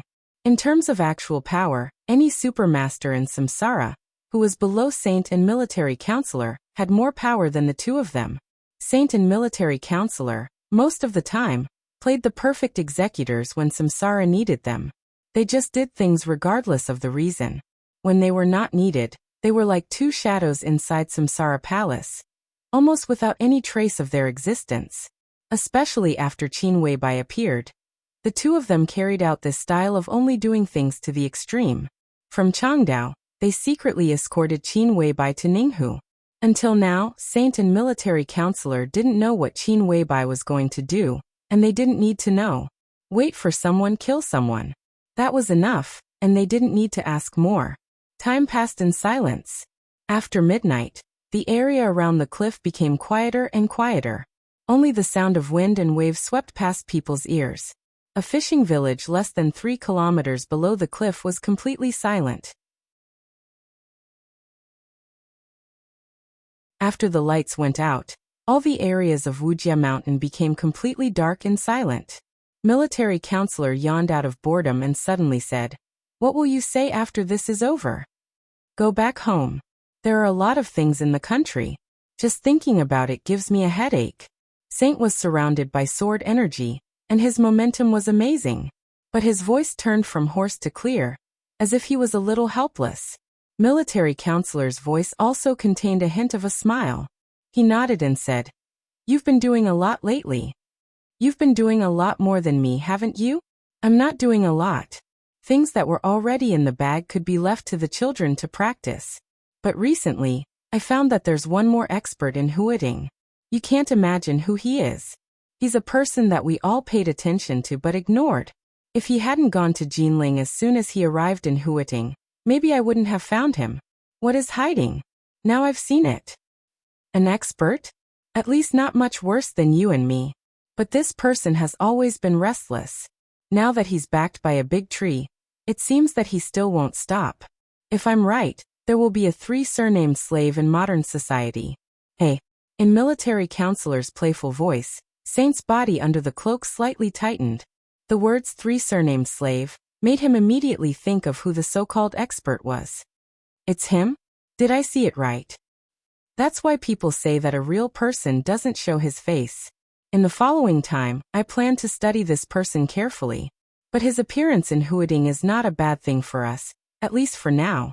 Military counselor took out a cigarette and lit it. Faint smoke blew out from the cloak. He looked at Qin Weibai, who was motionless in front of him, and suddenly said with a smile, "Boss, you don't seem to be surprised by this news at all. There is no 3-surnamed slave. All these years he has only one position, and it has never changed." Qin Weibai said faintly, "A person who can endure for many years even if his own daughter was killed. His loyalty and sacrifice are worthy of respect. But I just don't know from his standpoint, whose slave is he?" In the darkness, military counselor shrugged and seemed to smile bitterly. Samsara's almost all-pervasive intelligence system was definitely enough to make anyone feel afraid. The secret pawns of some superpowers and the truth of the things that happened many years ago were completely exposed in the search of Samsara's intelligence system. There were no secrets at all. And such a strict intelligence system had always been in the control of Qin Weibai. Military counselor thought that the news he said was shocking enough, but he didn't expect that the boss had already known the information, and even knew it in more detail than him.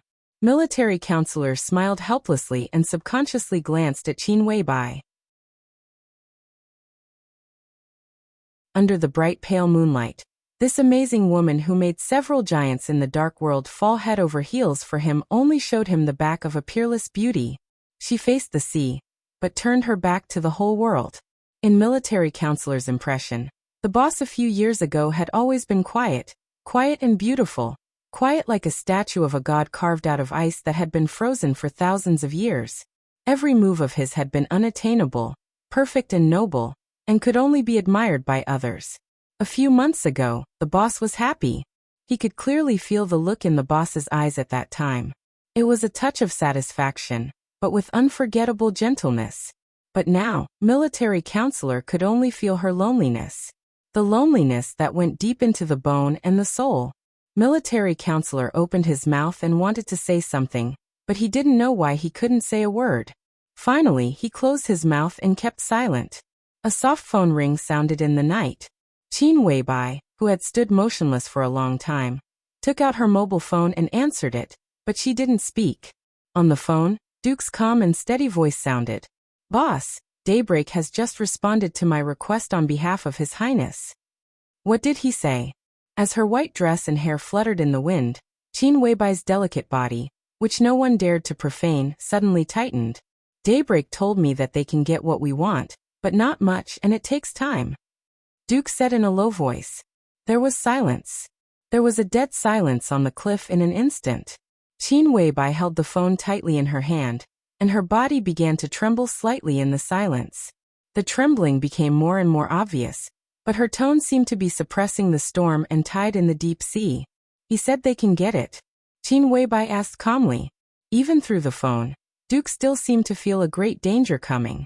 His voice was lower, and he said carefully, "Daybreak said so." "Good. Qin Weibai nodded.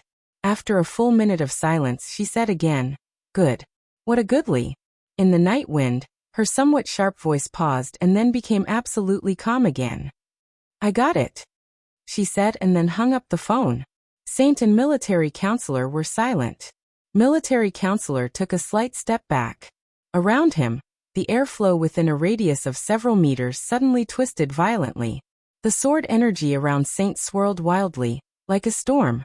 The two of them didn't know what Qin Weibai's phone call meant, but they knew that the last time their boss spoke in this tone was less than 24 hours ago. The Night Spirit organization was destroyed. Saint and military counselor entered the fighting state almost immediately. At this moment, the two supermasters, no matter who they were facing, only had the fighting desire left. This time, our Samsara cooperates with the mysterious ally of East Island. Do you know what I want? Qin Weibai took a deep breath and suddenly asked. You want them to guarantee Li Tianlan's safety? Military counselor said slowly. Yes. I paid a lot just to let them protect Tianlan's safety. But other than that, I also want some other things that are very rare, but very difficult to find. Qin Weibai's tone was crisp and cold. Her pleasant voice was full of a strong and suffocating murderous aura. I want the coldest poison, and the hottest poison. Have you heard of these two things? You haven't. But why do they know what they are? And they can take them out? Huh. Clap. Qin Weibai threw the phone in her hand onto the cliff. Her delicate and perfect face was bathed in the moonlight, but there was undisguised coldness and anger in her tone. What is right and wrong? What is grievance? What is friendship? Her tone was getting louder and louder, and her rising voice echoed on the whole cliff. It was so majestic that it could break gold and crack stones. Military counselor and Saint didn't say a word. As far as they could remember, Qin Weibai had never behaved like this before. This seemed to be the first time that she did not hide her anger and indifference at all. Her venting sounded like she was interrogating them, but also with strong resentment. Saint, Qin Weibai suddenly said in a heavy tone, I want to kill someone. My pleasure. Saint took a step forward and said in a neither humble nor arrogant tone, Who do you want to kill, boss? The real young heavenly son. Do you dare to kill him? Qin Weibai bent down, picked up the phone on the ground, and turned on the screen. On the screen, the photo of her and Li Tianlan snuggling together immediately came into view. Qin Weibai's cold, majestic, and bright eyes softened quietly. She carefully wiped the dust off the screen, and the killing intent in her tone grew stronger and stronger. The saint remained calm and said, It's my pleasure. Military counselor? Qin Weibai called out without turning her head. Military counselor smiled slightly. His tone was very implicit, but the content was straightforward and explicit. In my heart, Tianlan is the only young heavenly son. Except for Tianlan, there are no other young masters that I can't kill. This flattery was quite shameless, but it was extremely effective. Qin Weibai's anger began to subside quickly, and even her tone became much softer. Tianlan, she murmured softly, shook her head and said, If he doesn't die tonight, he may become Tianlan's strongest opponent in the future, the only one. Even Saint and military counselor were a little moved by such an evaluation. Li Tianlan's current potential had long been recognized. Not to mention his current realm, just in terms of potential, no one thought that he would be any worse than Wang Shengxiao and Gu Hanshan. When such a person grew up, he only needed to enter the thunder-shocking realm to make the masters of the half-step invincible realm feel tricky. Li Tianlan's strongest opponent in the future? The only one? Saint, who didn't speak much but would carefully remember every word of Qin Weibai, suddenly said, Because of talent? As expected, Qin Weibai shook her head but didn't say much. Saint glanced at her thoughtfully. It's my honor to help the man you love the most. Military counselor flattered like a tide, but his voice was implicit and sincere. The man you love the most? Qin Weibai asked back. Military counselor's expression froze. He simply hid his face in the cloak, and others couldn't see it. He kept smiling and said, Boss, you don't love him? I love him. Qin Weibai nodded and said softly, It's just, do I deserve it? Do I deserve it? She asked a question, but it wasn't about military counselor or saint. It was more like she was interrogating her soul in a very serious manner. Do I deserve it? She stood silently at the edge of the cliff, proudly straightening her body. At that moment, the military counselor could clearly feel that under the boss's beautiful appearance, all the energy, chi, and spirit had been sucked out in an instant. Her entire person was filled with a kind of emptiness and despair. Boss. Saint and military counselor spoke at the same time. I'm fine. Qin Weibai suddenly came back to her senses, and she became cold and piercingly cold again. Beside the cliff, the beauty looked up at the moon. The pure blue night sky was bright, and the sparse stars were shimmering. A bright, almost dazzling star abruptly fell from the extreme end of the sky in an exaggerated arc. The star tore up the moonlight and fell into the deep sea. The general star fell, and the heavenly sun should die. Qin Weibai's beautiful face gradually bloomed with a smile that could almost topple a country. It's hard to defy destiny. It seems that tonight is a lucky night. Boss, do you also believe in destiny? Saint asked with a gentle laugh. If I didn't believe in destiny, how could I live until now? Qin Weibai's eyes were bright and lonely. She looked down. After midnight, when dawn was approaching, two vague figures finally appeared in the farthest distance of her sight. The two figures were extremely fast, and their destination was very clear. They climbed Wuxia mountain, and went straight to the cliff. The figures were getting closer and closer. The silhouettes of a man and a woman gradually came into view. Saint and military counselor's eyes suddenly focused. Until this moment, they didn't know who the boss was waiting for. When military counselor and Saint secretly sneaked into Ninghu, no one noticed that a famous superior of the Wang family of Beihai's camp was also missing. Black Pupil from the Wang family of Beihai. And the one who appeared with Black Pupil was a sensitive figure like Qin Weibai who shouldn't have appeared in East Island. He shouldn't have appeared, and he shouldn't have met the current Qin Weibai in the current situation. The man and the woman moved forward quickly. Black Pupil followed them silently. The young man in front of her strode forward, as if he were taking a stroll in a courtyard. The Wang family of Beihai.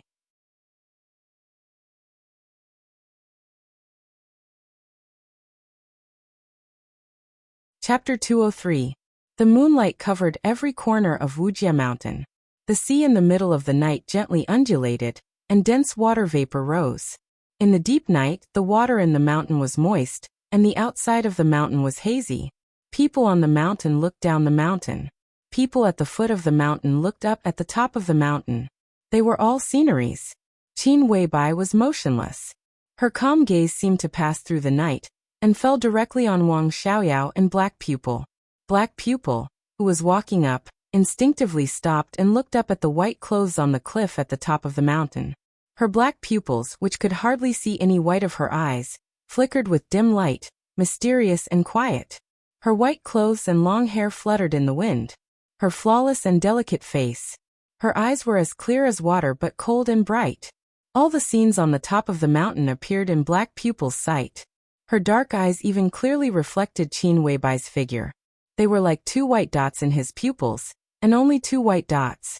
All the scenes on the cliff disappeared.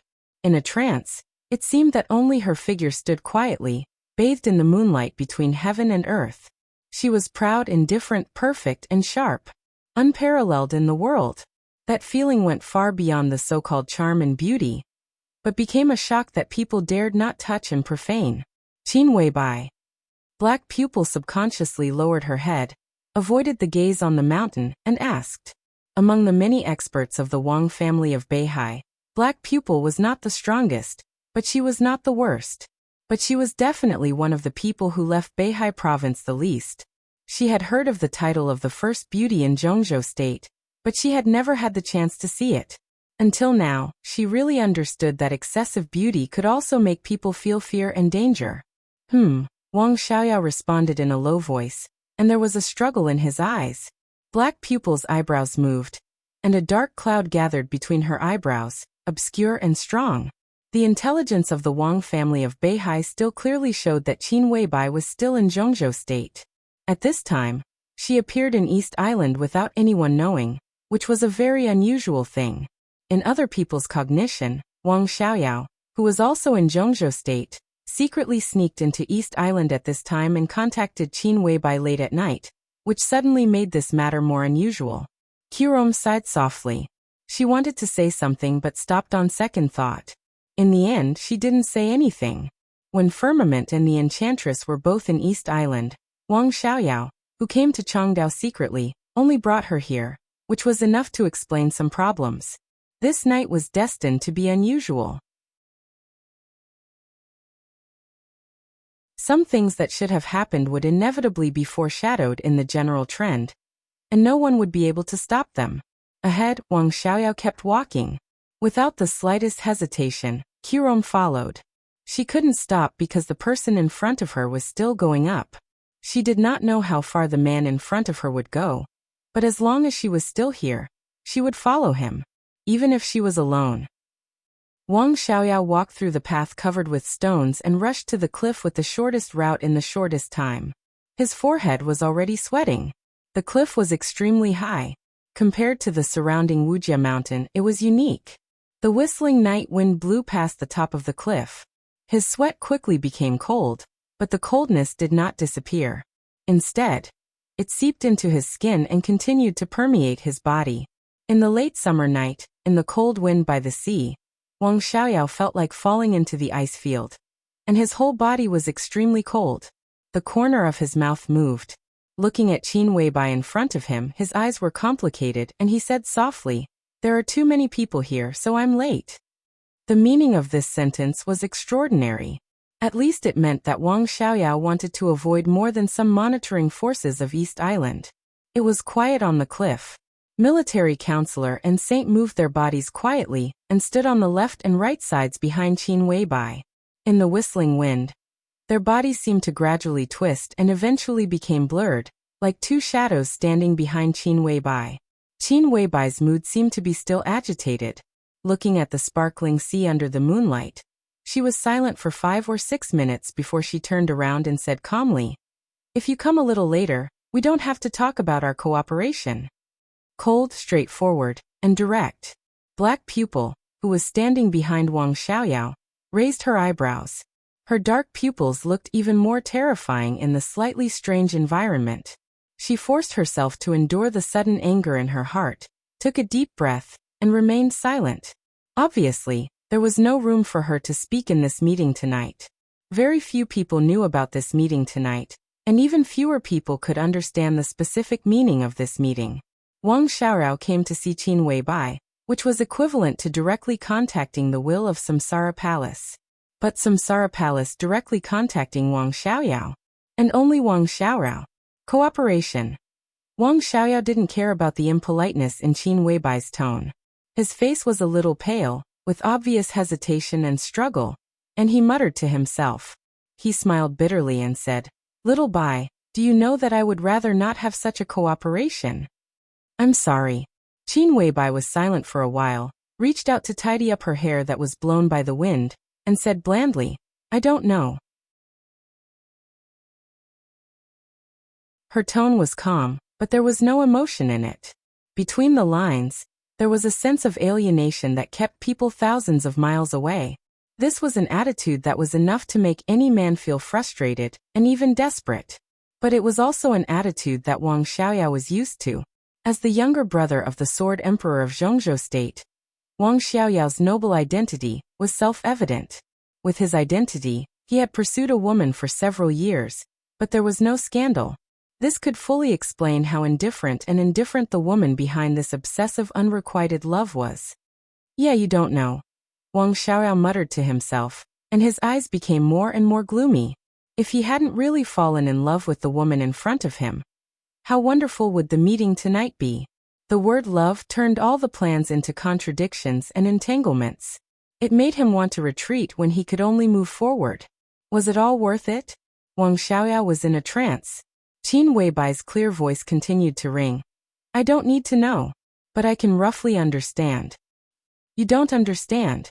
Wang Xiaoyao shook his head subconsciously. For hundreds of years, the Wang family of Beihai has been the greatest family in the dark world. Do you know why? Qin Weibai suddenly asked. As soon as these words came out, not only Wang Xiaoyao, but also Black Pupil, and even Saint and Military Counselor were obviously stunned. Of course I know. In an instant, the contradiction in Wang Xiaoyao's eyes disappeared. He stared at Qin Weibai in front of him, opened his mouth, but could not continue to speak. I also know.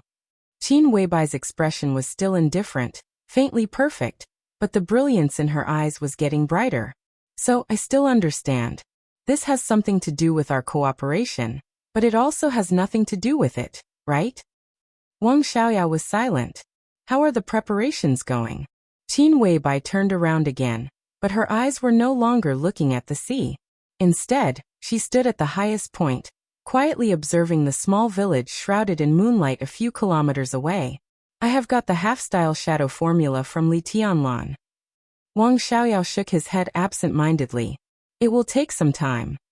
Your plan needs time and opportunity. Tianlan may be the opportunity you have always wanted. Qin Weibai nodded and said. Wang Xiaoyao clenched his fists, feeling a little uneasy and irritated. With a wry smile, he took out a cigarette and lit it. He took a deep breath and said, What do you need me to do? Tonight's meeting was actually simple but not simple. He cooperated with Samsara, so he needed Qin Weibai's promise, and Qin Weibai needed his sincerity. It could be regarded as taking what they needed. But she asked him to meet here. Wang Xiaoyao looked around. The sea, the beach, the cliff, the lights in the distance. He couldn't figure out how to express his sincerity here. This kind of sincerity, which was similar to a pledge of allegiance, could not be shown by doing something casually when standing at the height of him and Samsara. I want you to help me kill a young man.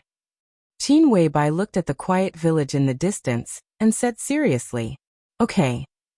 Wang Xiaoyao was a little surprised. It seemed too simple to just kill a person. He nodded and said, I'll let Black Pupil do it. Kill who? Where? What I mean is, I want you to help me kill a young man. Right here. Very calmly, Qin Weibai repeated the sentence again. Wang Xiaoyao's eyes narrowed slightly. Vaguely, he could feel that the sincerity he wanted to express did not seem to be so simple, and the key to this sincerity was the young man Qin Weibai wanted him to kill. You want me to do it myself?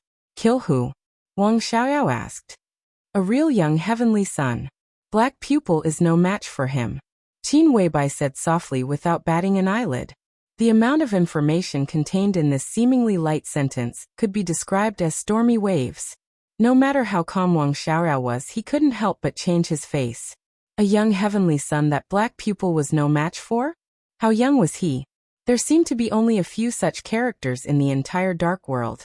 And they were basically the kind of young people who were about 30 years old and not young. As for the younger ones, Wang Shengxiao, who was 23 years old and only a few months away from creating a new record, had now reached the thunder-shocking realm. Wang Shengxiao, who had wind and thunder veins and top-notch inheritance and amazing talent, could defeat most experts at the peak of the thunder-shocking realm.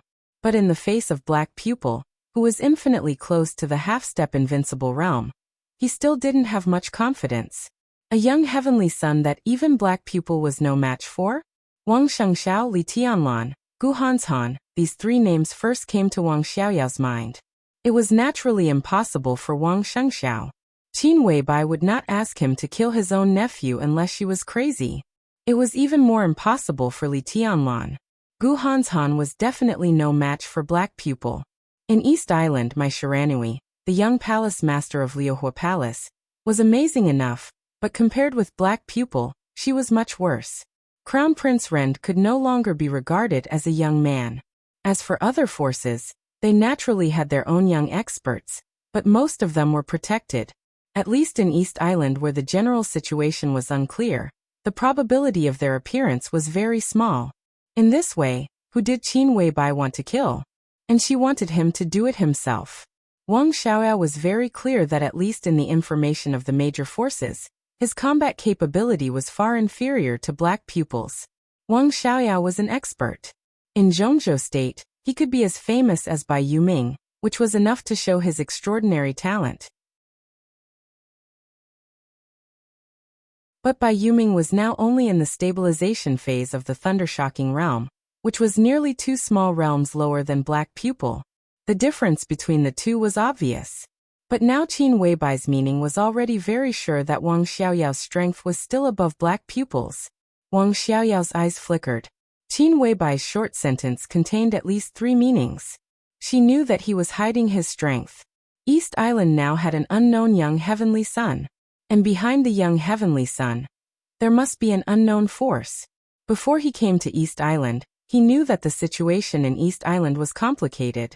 But only when he really came here could he really understand how complicated this chaotic situation was because of the general trend.